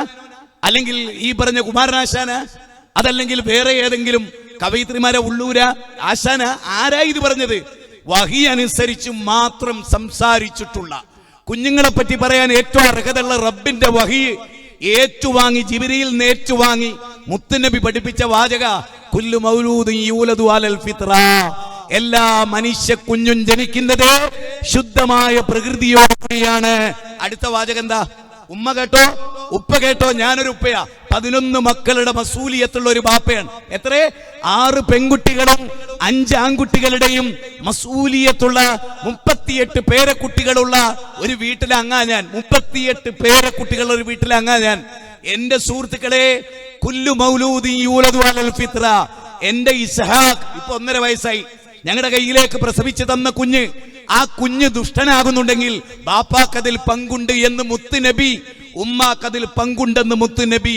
നിന്റെ കുട്ടി വ്യഭിചരിക്കുന്നുണ്ടെങ്കിൽ ഉപ്പ ഉമ്മ നിങ്ങൾക്കതിലൊരു പങ്കുണ്ടിട്ടോ എന്ന് ലോകത്തെ. അയൽവാസിക്ക് പങ്കുണ്ട് നല്ല റസൂൽ ആദ്യം പറഞ്ഞത്, കൂട്ടുകാർക്ക് പങ്കുണ്ട് നല്ല റസൂൽ ആദ്യം പറഞ്ഞത്. 10 മാസം നൊന്ത് പ്രസവിച്ച ഉമ്മാക്കും ഉപ്പാക്കും പങ്കുണ്ട്. കാരണം കുല്ലു മൗലൂദിൻ യൂലദു അലൽ ഫിത്ര, എല്ലാ മനുഷ്യ കുഞ്ഞും പരിശുദ്ധരാൻ. പിന്നെ അവനെ പാപിയാക്കുന്നത്, മജൂസിയാക്കുന്നത്, നസ്രാനിയാക്കുന്നത്, അവനെ ജൂതനാക്കുന്നത്, അവനെ തെമ്മാടിയാക്കുന്നതിൽ അവന്റെ അച്ഛനും അമ്മയ്ക്കുമാണ് 1-ാം സ്ഥാനം. എന്റെ വിഷയം ഇതിൽ കേന്ദ്രീകൃതമാണെന്നത്. എന്റെ വിഷയം ഇന്നിതിൽ കേന്ദ്രീകൃതമാണ്. ഇനി ഞാൻ ചോദിക്കണം, താനൂര് കഞ്ചാവടിക്കുന്ന മുസ്ലിങ്ങളുണ്ടോ? അവർക്ക് ബാപ്പല്ലേ? ഒരു ഉമ്മല്ലേ? ഉണ്ട്. പലിശ കൊടുക്കുന്ന മോനുണ്ടോ? അവന് ബാപ്പ ഉണ്ടായിരുന്നോ? ഉമ്മ ഉണ്ടായിരുന്നോ? ഉണ്ടായിരുന്നില്ലേ? നോക്കേ, ഇവിടെ ഇരിക്കുന്നവരോട് ഒരു ചോദ്യം ചോദിച്ചോട്ടെ, റസൂല് പിറക്കുമ്പോ ബാപ്പാനെ കണ്ടിരുന്നോ? ഇല്ല. എന്നിട്ട് റസൂല് കേടുവന്നോ? എന്താ കേടുവരാത്ത? കേടുവരാതിരിക്കാൻ അള്ള പ്രൊട്ടക്ഷൻ ഏർപ്പെടുത്തി അല്ലേ? അല്ല നമ്മളെ സ്വതന്ത്രരാക്കി വിട്ടു. എന്റെ ചോദ്യം ഒന്ന് ചിന്തിക്കുക നിങ്ങൾ. നമ്മളിവിടെ ഞാൻ ഇപ്പോഴും ആലോചിക്കുക, നമ്മുടെ ഒരു കുറ്റവാളിയെ ചങ്ങലക്കിട്ട് കൊണ്ടുപോകുമ്പോ ഓനൊരു വാപ്പല്ലായിരുന്നോ? ഓനൊരു ഉമ്മല്ലായിരുന്നോ? ഓന്റെ കുറ്റകൃത്യത്തിന് ഉമ്മാക്ക് ബാപ്പാക്ക് പങ്കില്ലെന്ന് നിഷേധിച്ചാൽ ഞാൻ ഇവിടെ ഇരിക്കുന്ന എല്ലാരും എന്താ പറയാനറിയോ? ഞാൻ കാരണം എന്റെ മോൻ കേട് വന്നിട്ടില്ല. എന്താ ചോദിക്കും, മോനെ ഞാൻ സ്കരിച്ചില്ലേ ബാപ്പ? ഓ നിങ്ങൾ, ഞാൻ ഉറപ്പിച്ചു പറയും, നിങ്ങൾ എന്ത് പറഞ്ഞാലും, നിങ്ങൾ മുത്തക്കിയാണെങ്കിൽ, നിങ്ങൾ ഖുർആൻ ഓതുന്ന ആളാണോ, എന്നാലും നിങ്ങളെ മകൻ കേടിരുന്നതിൽ നിങ്ങൾക്കൊരു പങ്കുണ്ട്. ഇനി അവിടം കൊണ്ട് നമ്മൾ കുറച്ച് കാര്യങ്ങൾ പഠിക്കുകയാണ്. ഇനി നോക്കിയാൽ നിങ്ങൾ, അൽ ഉമ്മു മദ്രസത്തുൻ, മദ്രസയിലെ ടീച്ചറാണ് ഉമ്മ എന്നല്ല, വീട്ടിലെ അമ്മ തന്നെയാണ് മദ്രസ. ഉമ്മ തന്നെയാണ് മദ്രസ. നമ്മളൊരു കുട്ടി മദ്രസയിൽ പോയി, കുട്ടീന്റെ മദ്രസ എവിടെയാ? കുട്ടി മദ്രസയിൽ നിന്ന് അതിന്റെ താഴെയുള്ള മദ്രസയിലേക്കാ പോകുന്നത്. മനസ്സിലായില്ല? ലോകത്തിലെ ഏറ്റവും വലിയ മദ്രസ എന്റെ ഉമ്മയാ. ആ വലിയ മദ്രസയിൽ നിന്ന് ചെറിയ മദ്രസയിലേക്ക് ആലോചിച്ചിട്ടുണ്ടോ? ഒരു ഉദാഹരണം പറയാ. ഞാൻ പറഞ്ഞ ഉദാഹരണം തന്നെ വേഗം പറഞ്ഞ് അവസാനിപ്പിക്കാം. ഷെയ്ഖ് മൊഹിദ്ദീൻ അബ്ദുൽ ഖാദർ ജീലാൻ, ജീലാനുകാരനായ മൊഹിദ്ദീൻ അബ്ദുൽ ഖാദർ. ഇപ്പൊ നമ്മുടെ ഭയങ്കര തർക്കത്തിലിരിക്കുന്ന ജീലാനെ വിളിച്ച് ദുആ ചെയ്യുന്ന ആളുകളൊക്കെ ഉണ്ട്, അവിടെ കട്ടെ. ഈ ജീലാൻ ചെറിയ കുട്ടിയായിരുന്ന കാലം ഉമ്മമാര് ശ്രദ്ധിക്കണം, ഉപ്പമാര് ശ്രദ്ധിക്കണം, ഉമ്മാക്ക് വലിയ പങ്കുണ്ട്. ഇവിടെ ഇന്ന് തമാശ, ഇന്ന് ഇവിടുന്ന് പോകുമ്പോ ഒരൊറച്ച തീരുമാനമായിട്ട് വീട്ടിലെ പടി കയറുണ്ട്. വീട്ടിലേക്ക് കാലെടുത്ത് വെക്കുമ്പോ അതുവരെയുള്ളൊരു വീടായിരിക്കരുത് ആ വീട്. ഇന്ന് പ്രസംഗം കേട്ട് പോയിട്ട് വീട്ടിൽ എന്തെല്ലാം ഹറാമുണ്ടോ അത് ഇവിടുന്ന് ഒഴിവാക്കാൻ തീരുമാനിച്ചിട്ട് വീട്ടിൽ നിന്ന് ആ ഹറാം അങ്ങ് ഒഴിവാക്കിയാൽ മതി. അതിനെന്ത് വേണമെന്നറിയോ? അല്ല ഖുർആനിൽ പറഞ്ഞൊരു വാചകം പറയാ,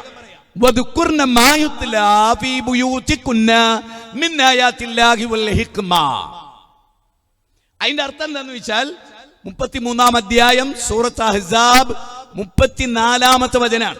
33-ാം അധ്യായം 34-ാമത്തെ വചനം ഓർക്കാൻ എളുപ്പമാണ്. സൂറത്ത് അഹ്സാബിലെ 34 എന്ന് പോയിട്ട് നോക്കണം കേട്ടോ.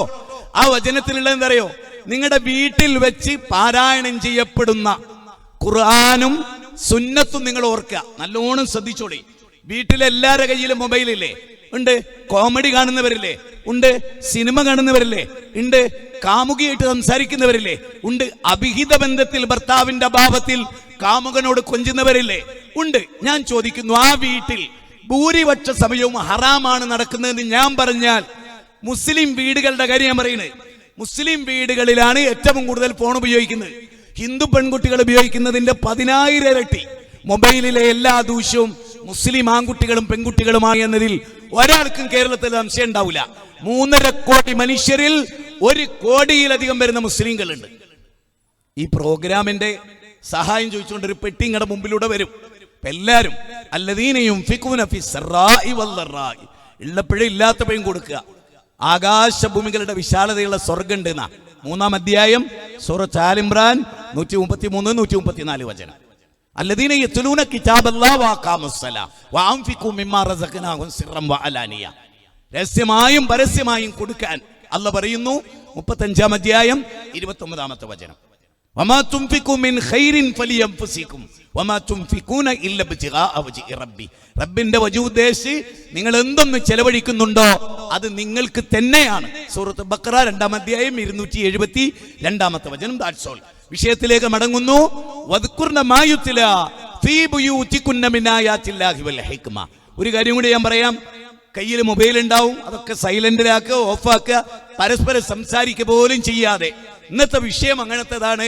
അത് A to Z കേട്ടാൽ വലിയ മാറ്റം താനൂരിലെ ഈ ബ്ലോക്ക് ജംഗ്ഷനിലെ പ്രസംഗത്തിലൂടെ ഉണ്ടാകുമെന്നതിൽ എനിക്കൊരു സംശയവുമില്ല. നിങ്ങൾ ശരിക്കും ശ്രദ്ധിക്കുക.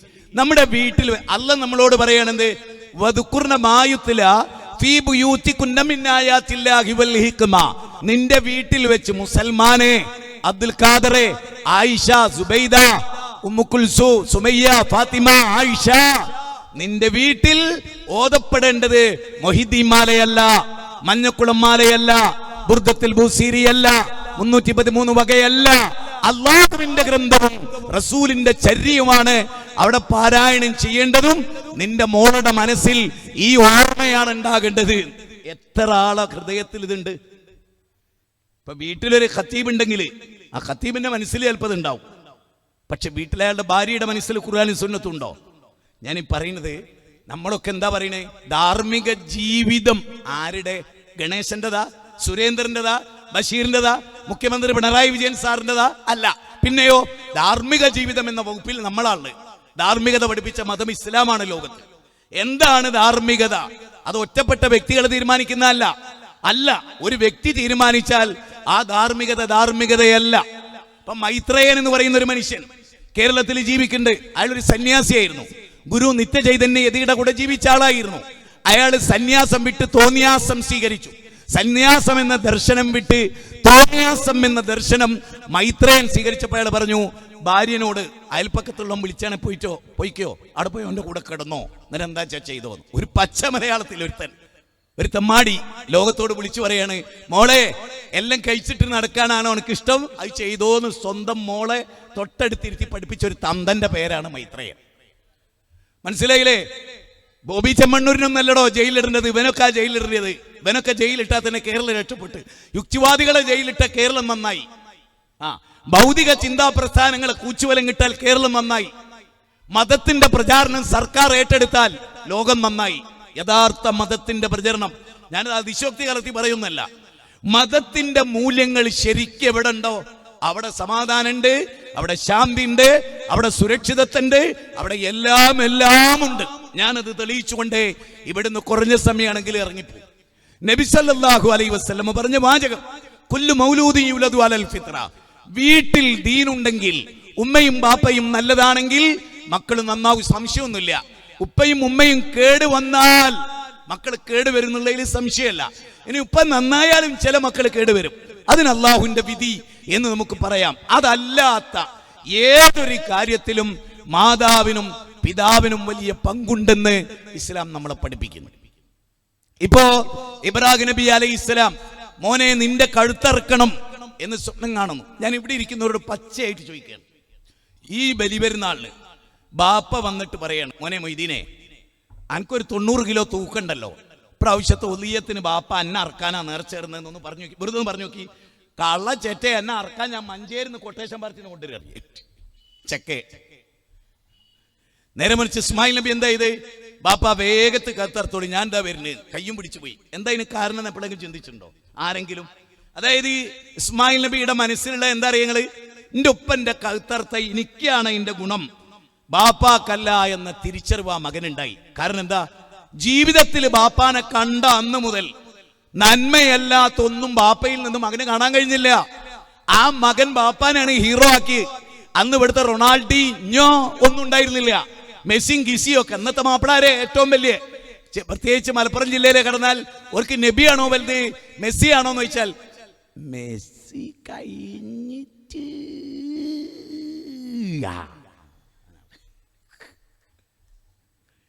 അതുകൊണ്ടല്ലേ നിങ്ങൾ നോക്ക്, നിസ്കരിക്കുമ്പോൾ പുറത്തെ വോട്ടാരതാ മെസ്സിന്റെ, സാബത്തിൻ്റെതാ അല്ല, നബീൻ്റെതാ അല്ല, ഏതെങ്കിലും ഒരു നബീൻ്റെ അല്ല, ഏതോ ഒരു കുരിശും വരക്കണ ചെക്കൻ്റെ.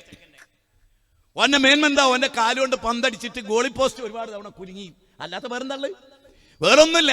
അതിന്റെ പിന്നാലെ നടക്കാനാണ് എല്ലാവർക്കും ഇഷ്ടം, അല്ലേ? ആണ്. എന്നാൽ നബി സല്ലല്ലാഹു അലൈഹി വസല്ലം പറയുന്നത് എന്തറിയോ? കുല്ലു മൗലൂദിൻ യുലദു അലൽ ഫിത്ർ. ആ ഹദീസ് ഞാൻ വീണ്ടും പറയുന്നത് എന്തറിയോ?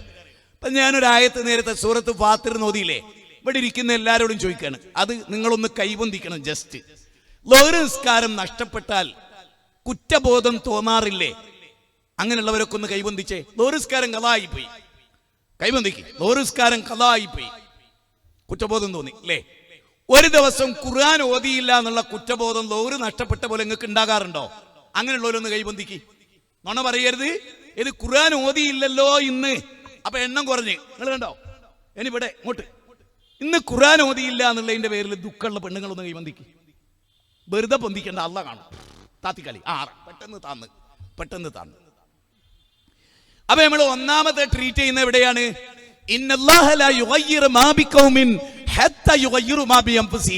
ഒരു ജനത സ്വയം മാറ്റത്തിന് തയ്യാറാകാത്ത കാലത്തോളം അള്ളാഹു ഓലെ മാറ്റൂല. അപ്പൊ ആദ്യം മാറേണ്ടത് നമ്മളാണ്. അതുകൊണ്ട് ഞാനൊരു ഖുർആന്റെ വചനം വീണ്ടും ആവർത്തിക്കാൻ, അല്ലദീന യത്ലൂന കിതാബല്ലാഹ്. അള്ളാഹ് പറയുന്നത് എന്തറിയോ? എന്നും ഖുർആൻ ഓതുന്ന ആമിന. എന്നിട്ട് അടുത്ത വാചകം എന്താ? വാഖാമുസ്സലാ. ആമിനക്ക് ഒരു പ്രത്യേകത ഉണ്ട്, എന്നും ഖുർആൻ ഓതും, എന്നും നിസ്കരിക്കുകയും ചെയ്യും. അടുത്ത വാചകം എന്താ അറിയോ? മൂന്നാമത്തെ വാചകം, എന്നും നിസ്കരിക്കുകയും എന്നും ഖുർആൻ ഓതുകയും ചെയ്യുന്നവളല്ല ആമിന. ഇത് രണ്ടും ചെയ്യുന്നതോടൊപ്പം കയ്യിലുള്ളത് കൊണ്ട് രഹസ്യമായും പരസ്യമായും ചെലവഴിക്കും. തിജാറത്തല്ലദ്ബൂർ, ഒരിക്കലും നഷ്ടം വിടാത്ത കച്ചവടത്തിലാണ്. ഞാൻ നിങ്ങളോട് പറയുന്നത്, നിങ്ങളൊന്ന് ശരിക്കും ശ്രദ്ധിച്ചു നോക്കിക്കേ. അതായത് ഇപ്പൊ നമുക്ക് താനൂര് കച്ചവടം ഉണ്ട്, സ്വർണ്ണപ്പീടി ഉണ്ടാവും, ടെക്സ്റ്റൈൽസ് ഉണ്ടാവും, ജ്വല്ലറി ഉണ്ടാവും, ഹോട്ടൽ ഉണ്ടാവും, ഒക്കെ ഉണ്ടാവും. പക്ഷെ അല്ല പറയണേ, ഇന്ന് നാട്ടിലെ ഏറ്റവും വലിയ കച്ചവടക്കാരനാണ് ഒരേലിരിക്കുന്ന ആമിന കച്ചവടക്കാരിയാണ്. അല്ല പറയാണ് വലിയ കച്ചവടത്തിലാണ് ആമിന. ഏതാ കാര്യം? അവൾ ദിവസം ഖുർആൻ ഓതിയാ മതി. 3 ആയത്ത് അവൾ ഓതിയാൽ അവൾ അള്ളാഹിട്ടൊരു കച്ചവടത്തിലാ. 5 നേരം നിസ്കരിച്ചാലോ കച്ചവടം ഒന്നും കൂടി സ്ട്രോങ് കൂടി. അതോടൊപ്പം സമ്പത്ത് രഹസ്യമായി പരസ്യം ചെലവഴിച്ചാലോ പൂർണ്ണ കച്ചവടക്കാരിയാണ്. ഖദീജ ബീവിയെ പോലെ ഒറിജിനൽ കച്ചവടക്കാരിയാവണ്ട, അല്ലാതെ തന്നാകാം. അബൂബക്കർ സിദ്ദീഖിനെ പോലെ കച്ചവടക്കാരനാകണ്ട, ഉസ്മാൻ ബിൻ അഫ്ഫാനെ പോലെ കോടീശ്വരനാകണ്ട, അല്ലാത്ത തന്നെ വലിയ കച്ചവടം. MI യൂസുഫ് അലി സാഹിബിന് ജയിക്കാനാവാത്ത കച്ചവടം. ഡെയിലി ഖുർആൻ ഓതുകയും 5 നേരം കൃത്യമായി നമസ്കരിക്കുകയും അള്ളാന്റെ മാർഗത്തിൽ ചെലവഴിക്കുകയും. ഇനി എന്റെ ചോദ്യം 33 34 എന്താ പറഞ്ഞ്? എന്നും വീട്ടിൽ നിന്ന് ഖുർആൻ ഓതണം. എന്നും വീട്ടിൽ ഖുർആൻ ഓതുന്നിടത്ത് ധാർമ്മികത ഉണ്ടാകും, ദീനുണ്ടാകും, മക്കൾ നന്നാകും. ഉറപ്പിച്ചോ, വളരെ ഗൗരവമായിട്ട് ഉറപ്പിച്ചോ. അതില്ലാതിരിക്കില്ല സുഹൃത്തുക്കളെ. നേരെ മറിച്ച് ദാ പരിശുദ്ധ റമദാനാ വരുന്നത്, അപ്പോഴേക്ക് ഖുർആനൊക്കെ പൊടി തട്ടി തുടച്ചു വെച്ച്, പഴയ കാലത്ത് ഒരു തുണിസഞ്ചിയായിരുന്നു, അതിലിങ്ങനെ ഇട്ടിട്ട് ഇങ്ങനെ ചുറ്റിയിട്ട് നാടുകൊണ്ട് കെട്ടിയിട്ട് ഖുർആൻ അതിനട വെക്കും. അതുകൊണ്ടാണ് അല്ല എന്ത് പറഞ്ഞത്? സൂറത്ത് 20-ാം അധ്യായം സൂറത്ത് ത്വാഹ 124-ൽ വമൻ അഅറള അൻ ദിക്രി ഫഇന്ന ലഹു മഈശത്തൻ ലങ്ക വനഹ്ശുറുഹു യൗമൽ ഖിയാമത്തി അഅമ. ഖുർആനെ വിട്ട് ഉപേക്ഷിച്ചാൽ ഒരു ഇടുങ്ങിയ ജീവിത ദുനിയാവിൽ ഉണ്ടാവുക, അന്ധനായിട്ടാ പരലോകത്ത് വരിക. 90 വയസ്സുണ്ടായിട്ടും താനൂരിലെ ബ്ലോക്ക് ജംഗ്ഷനിൽ കണ്ണട വെക്കാതെ ചന്ദ്രിക ദിനപത്രം വായിച്ചൊരാള് അള്ളാന്റെ മുമ്പിൽ വരിക കണ്ണ് കാണാത്തവനായിട്ടാണ്. അപ്പൊ അയാൾ ചോദിക്കും, മൊഹീദ്ദീനാജി ചോദിക്കും, പഠിച്ചോനെ, ഞാൻ ബ്ലോക്ക് ജംഗ്ഷനിൽ ജീവിച്ച ആളാണല്ലോ, അല്ലെങ്കിൽ ത്വാഹ ബീച്ചിൽ ജീവിച്ച ആളാണല്ലോ, എനിക്ക് കണ്ണ് കാണുമായിരുന്നല്ലോ, ഞാൻ ചന്ദ്രിക വായിക്കുമായിരുന്നല്ലോ, എനിക്ക് കണ്ണട പോലും വെക്കണ്ടായിരുന്നല്ലോ. അപ്പൊ അള്ളാഹ് ചോദിക്കും, ശരി, ഖുർആൻ ഉണ്ടായിരുന്നില്ലേ വീട്ടിൽ? എന്നും ചന്ദ്രിക എന്നും വരണം, ചില ദിവസം ലീവായിരിക്കും, പക്ഷെ ഖുർആൻ നിന്റെ വീട്ടിലില്ലായിരുന്നോ? അതെന്നും വായിക്കാൻ നിന്നോട് ഞാൻ പറഞ്ഞിട്ടില്ലായിരുന്നോ? അത് നീ വായിച്ചോ? ഞാൻ ഒന്നുകൂടി പറയണു, ഇന്നത്തെ പ്രസംഗം നമുക്ക് മാറ്റം ഉണ്ടാക്കുന്നില്ലെങ്കിൽ ഒരു കാര്യവും ഞാൻ പറയാ, നമ്മളിപ്പോഴും ചിന്തിക്കണം, നമ്മളിപ്പോൾ പുടിക്കലൊരു പരിപാടി കേട്ടപ്പോൾ നല്ലോണം കൊടുത്തേക്ക് അനീഫക്കും അനസിനും. എന്താടാ അങ്ങനെ അപ്പള്ളേ. ഇപ്പൊ എങ്ങനെ അനീഫ അനസ് ഇറങ്ങുമ്പോഴേക്ക് ആളുകൾ പൊതിയും. മാഷാ അല്ലാ ഫൈസൽ മുസ്ലിയാരെ മലത്തി അടിച്ചിങ്ങള്. അങ്ങനെയായിരുന്നു 10 പേരത്ത് വന്നോ പറഞ്ഞേ. ആരോന്ന് കളിച്ചതിന്റെ ഉദാഹരണമൊക്കെ പറഞ്ഞേ. ദീനീ രംഗേ മനസ്സിലാക്കിയ ഞാൻ വെറുതെ പറയല്ല. നമുക്ക് നേരെ മറിച്ച് ഇവിടുന്ന് എഴുന്നേറ്റ് പോകുമ്പോൾ സ്വന്തം ജീവിതത്തെ ഓർത്ത് കരയാൻ നമുക്ക് സാധിച്ചാൽ ഈ സംഘാടനം വിജയിച്ചു. ഞാനിങ്ങോട്ട് താനൂരേക്ക് വരുമ്പോൾ നന്നായിട്ട് പഠിച്ചിട്ടാ വന്നത്. എല്ലാം പ്രസംഗിക്കാൻ എനിക്ക് കഴിയില്ല എന്ന് ഉറപ്പാ. പക്ഷേ ശരിക്കും ഞാൻ ഒരു 300 ആയത്തെങ്കിലും ഈ ക്രോഡീകരണത്തിലുണ്ടാവും. ഇതെല്ലാം തീരൂല എന്ന് എനിക്ക് ഉറപ്പാണ്. ഇത് രണ്ടിലൂടെ തീരൂല. പക്ഷെ ഞാൻ ഇതിന്റെ ഔട്ട് മാത്രം പറഞ്ഞാൽ അതിനനുസരിച്ച് നമ്മൾ ജീവിക്കാൻ തയ്യാറായാൽ ഇൻഷാ അല്ലാഹ് വമ്പിച്ച മാറ്റം ഉണ്ടാവും. അതിൽ കുട്ടികളെ ഒന്നാമതായി നന്നാക്കാൻ, ഇപ്പൊ നമ്മുടെ മോന് കഞ്ചാവാണ്, അല്ലെങ്കിൽ നമ്മുടെ മോൻ പറഞ്ഞാൽ കേൾക്കണില്ല, എന്തായിരിക്കും ഇതിന് കാരണം? അതൊരു പരിശോധിക്കണമല്ലോ. നമ്മുടെ കുട്ടി ആരെ കണ്ടാ വളർന്നത്? 5 വയസ്സ് വരെ ആരെയും പോറ്റാനൊന്നും കൊടുത്തിട്ടില്ലല്ലോ. ഇല്ല, നമ്മൾ തന്നെയാ പോറ്റിയത്. നമ്മൾ തന്നെയാ രാവിലെ പറഞ്ഞേച്ചു വൈകുന്നേരം കാത്തുനിന്ന് കൂട്ടിയത്. എന്നിട്ട് കുട്ടി എന്തേ കേടുന്നത്? അതിനാദ്യം സ്വന്തം വീട് എന്താകണം? ഒരായത്ത് കേട്ടോളൂ കേട്ടോ. സൂറത്ത് ബഖറ 2-ാം അധ്യായം. ഇനി ഇങ്ങനത്തെ ക്ലാസ്സിലൊക്കെ വരുമ്പോൾ ഒരു വെള്ള പേപ്പറും പേനയും കൊണ്ടുവരാം. അധ്യായം നമ്പർ എഴുതിയെടുത്താൽ തന്നെ രക്ഷപ്പെട്ട്. എന്നിട്ട് വീട്ടിൽ ചെന്ന് അമാനോലയുടെ പരിഭാഷ വായിച്ചാൽ അത് വല്ലാത്തൊരു ക്ലിക്കാകല. മാത്രമല്ല ഈ പ്രസംഗം ഇപ്പൊ കേട്ടാ പോരാ, ഇത് റെക്കോർഡായി പിന്നെ വരുമ്പോൾ നിങ്ങൾ വീണ്ടും കേട്ടു നോക്ക്. അസാധ്യമായ മാറ്റമായിരിക്കും നിങ്ങൾക്ക് ഉണ്ടാകുക. കാരണം ഇപ്പം എന്താ അറിയോ, ഒരാൾ ഇങ്ങോട്ട് വരുമ്പോൾ നിങ്ങൾ അയാളെ നോക്കും, ഒരാൾ അങ്ങോട്ട് എണീറ്റ് പോകുമ്പോൾ നിങ്ങൾ അയാളെ നോക്കും, ഒരാൾ സ്റ്റേജിൽ നിന്ന് ഇറങ്ങുമ്പോൾ നിങ്ങൾ അയാളെ നോക്കും, ഒരാൾ സ്റ്റേജിലേക്ക് കയറുമ്പോൾ നിങ്ങൾ അയാളെ നോക്കും. ഇതൊക്കെ നോക്കി ശ്രദ്ധ തെറ്റിപ്പോവും. നേരെ മറിച്ച് കാറിൽ ഒറ്റക്കിട്ട് കേൾക്കുക, വീട്ടിൽ ഒറ്റക്കിരുന്ന് കേൾക്കുക, ഹെഡ്സെറ്റ് വെച്ചിട്ട് മൊബൈലിൽ കിടക്കയിൽ കിടന്നിട്ട് കേട്ടു നോക്കുക. അങ്ങനെയൊക്കെ കേൾക്കുമ്പോൾ നമ്മൾ നന്നാവും. കേൾവി തന്നെയാണ് നല്ലത്. റസൂൽ പറയുന്നുണ്ട്, വാക്കുകൾ ശ്രദ്ധിച്ച് കേട്ട് അതിലേറ്റവും നല്ലത് പിൻപറ്റിയാൽ ഞാൻ അവർക്ക് ഹിദായത്ത് കൊടുക്കും, അവരാണ് ശരിക്കും ബുദ്ധിയുള്ളവർ എന്നല്ല 17-ാം അധ്യായം 39-ാം അധ്യായം 17-18 വാചകങ്ങളിൽ അല്ലാഹു സുബ്ഹാനഹു വ തആല പറയുന്നുണ്ട്. വളരെ വ്യക്തം, വളരെ വ്യക്തം. ഇനി ആലോചിക്ക്, നമ്മുടെ വീട് ഖുർആനിലെ സൂറത്ത് ബഖറ 208 അതാണ് പറയാൻ പോകുന്നത്. യാ അയ്യുഹല്ലദീന ആമനു. അത് ഇവിടുത്തെ ഹൈന്ദവനോടോ ക്രൈസ്തവനോടോ യുക്തിവാദിയോടോ എക്സ് മുസ്ലിമിനോടോ പറയുന്ന വാക്കല്ല. മറിച്ച് പള്ളിയിൽ പോകുന്ന, ഇസ്ലാമിക വേഷം ധരിക്കുന്ന, ഷഹാദത്ത് കലിമ ചൊല്ലിയ മുസ്ലിങ്ങളെ വിളിച്ചിട്ട് അല്ലാഹ് എന്താ പറയണറിയോ? യാ അയ്യുഹല്ലദീന ആമനു, അല്ലയോ ആമിന, അല്ലയോ സുബൈറെ, അല്ലയോ അബ്ദുൽ ഖാദറെ, ഉദ്ഖുലൂ ഫിസ്സിൽമി കാഫ, നിങ്ങൾ ഇസ്ലാമിലേക്ക് പൂർണ്ണമായിട്ട് വരീൻ. സത്യവിശ്വാസിയാണ്, പിന്നെ ഓനെന്താ ഇസ്ലാമിലല്ലേ? ആണ്, പക്ഷേ എല്ലാ കാര്യത്തിലും ഇസ്ലാം ആയിട്ടില്ല. അല്ലാഹ് പറയണെന്തറിയോ? പിശാചിനെ ചില കാര്യത്തെ പിൻപറ്റിയിട്ട് നിങ്ങൾക്ക് ഇസ്ലാം ഇല്ലാണ്ടായി പോണുണ്ട്. ഫോർ എക്സാമ്പിൾ, പലിശക്ക് കൊടുക്കുകയും വാങ്ങുകയും ചെയ്യുന്ന ഒരു മുസ്ലിം, ലോട്ടറി ടിക്കറ്റ് എടുക്കുകയും വിൽക്കുകയും ചെയ്യുന്ന ഒരു മുസ്ലിം, അളവിലും തൂക്കത്തിലും കൃത്രിമം കാണിക്കുന്ന ഒരു മുസ്ലിം, ഓനോട് അല്ലാഹ് പറയാണ്, ആ പണി ഒഴിവാക്ക്, നര്യാണ്ട മോള് തുണി എടുത്താൽ മാത്രം പോരാ, താടി വെക്കുക, എന്നിട്ട് പള്ളിയിൽ 5 നേരം പോവുക, തെറ്റിയ ഭാര്യനോട് പുടിച്ച തെറിയും പറയാ. ഇതെല്ലാം കൂടി ഒന്നിച്ചു പോകൂല എന്നല്ല പറയാൻ. എല്ലാറ്റിലും വേണം അച്ചടക്കം. അസറിന് കൃത്യമായിട്ട് പള്ളിയിലെത്തുന്നുണ്ട്, പക്ഷെ കച്ചവടത്തിൽ കള്ളത്തരം കാണിക്കുകയാണെങ്കിൽ യൗമ യഖൂമുൻ നാസു ലിറബ്ബിൽ ആലമീൻ യാ അയ്യുഹല്ലദീന ആമനു ദുഖുലൂ ഫിസ്സിൽമി കാഫ. നിങ്ങൾ ദിനം കേൾക്കുന്ന ഒരു പ്രഭാഷണം അല്ല കേട്ടോ, എല്ലാ കാലത്തും കിട്ടൊരു പ്രഭാഷണത്തെ കുറിച്ചല്ല ഇന്നത്തെ വർത്താനം. ഇന്ന് ഈ ടൈറ്റിൽ കൊണ്ടാണ് ഞാൻ ഇങ്ങനെ പ്രസംഗിക്കുന്നത്. ഒരു സുരക്ഷിത സമൂഹം ഉണ്ടാകണോ? അതിന് പറ്റിയ പരിപാടി ഞാൻ നിങ്ങൾക്ക് വിശദീകരിച്ചു തരാം. അതിന് ഏറ്റവും വലിയ ഉദാഹരണമാണ് അല്ലാഹ് പറയാ, വലാ തത്തബിഉ ഖുതുവാതി ശൈത്താൻ. ഇസ്ലാമിലേക്ക് പൂർണ്ണമായിട്ട് വാ, എല്ലാ കാര്യത്തിലും വാ, ഒരു കാര്യത്തിലല്ല, എല്ലാ കാര്യത്തിലും. എന്നിട്ട് അല്ലാഹ് പറയണെന്ത്? വിശ്വാസിയാണെങ്കിലും ചില കാര്യത്തിൽ പിശാചിനെയാണ് കൂട്ടുപിടിച്ചിരിക്കുന്നത്. വല്ലാത്തൊരു വാക്കല്ലേ? എന്നിട്ട് അല്ലാഹ് ഒരു കാര്യം പറയാണ്, പിശാചിനെ കൂട്ടാളിയാക്കിയാലേ ഓൻ നിന്റെ മുഖ്യ ശത്രുവാ, ഓൻ ഒരിക്കലും നിനക്ക് മിത്രാവൂല. എന്തൊരു പഠിപ്പിക്കലല്ലേ അത്? ഹിസ്ബു ശൈത്താൻ, ശൈത്താന്റെ ആളാകുക. പണ്ഡിതന്മാരതാകും. കഴിഞ്ഞ 4-5 ആഴ്ചയായിട്ട് ഒരു പണ്ഡിതനെ പിശാച് മൊത്തത്തിൽ മിണുങ്ങി നിങ്ങൾ കണ്ടില്ലേ? ആ മിണുങ്ങല് നമ്മൾ തൊട്ടടുത്ത് മിണുങ്ങി. അങ്ങനെ പിശാച് പിടിച്ചാ പിന്നെ രക്ഷ ഉണ്ടാവില്ല. ഇറക്കുക, പിശാചിനെ ഇറക്കുക. ഇറങ്ങിയത് മുഴുവൻ ഒക്കെ ശരീരത്തിൽ കയറിപ്പോയാൽ പിന്നെ രക്ഷ ഉണ്ടാവില്ല.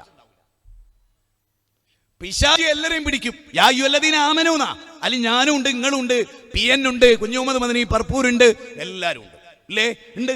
പിശാച് ഏത് വിഷയം എന്നെ നിങ്ങളെ പിടിക്കൂലേ? പിടിക്കും. അതുകൊണ്ട് അല്ലാഹു ഖുർആനിൽ പറയാണ്, ഏയ് വിശ്വസിച്ചവരെ, ഉദ്ഖുലൂ ഫിസ്സിൽമി കാഫ യാ അയ്യുഹല്ലദീന ആമനു ആമിനു.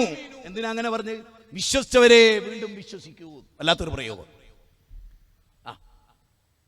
കാലത്തിൽ അറാബു ആമന്നാ കുല്ലം തുക്മിനു വലാകിൻ ഖുലു അസ്ലംനാ വലമ്മാ യദ്ഖുലുൽ ഈമാനു ഫീ ഖുലൂബിക്കും. നോക്കൂ, അറാബികൾ വന്നിട്ട് റസൂലുള്ളാഹി സ്വല്ലല്ലാഹി അലൈഹി വസല്ലമയോട് പറയാ, ഞങ്ങൾ വിശ്വാസികളായിട്ടുണ്ട്.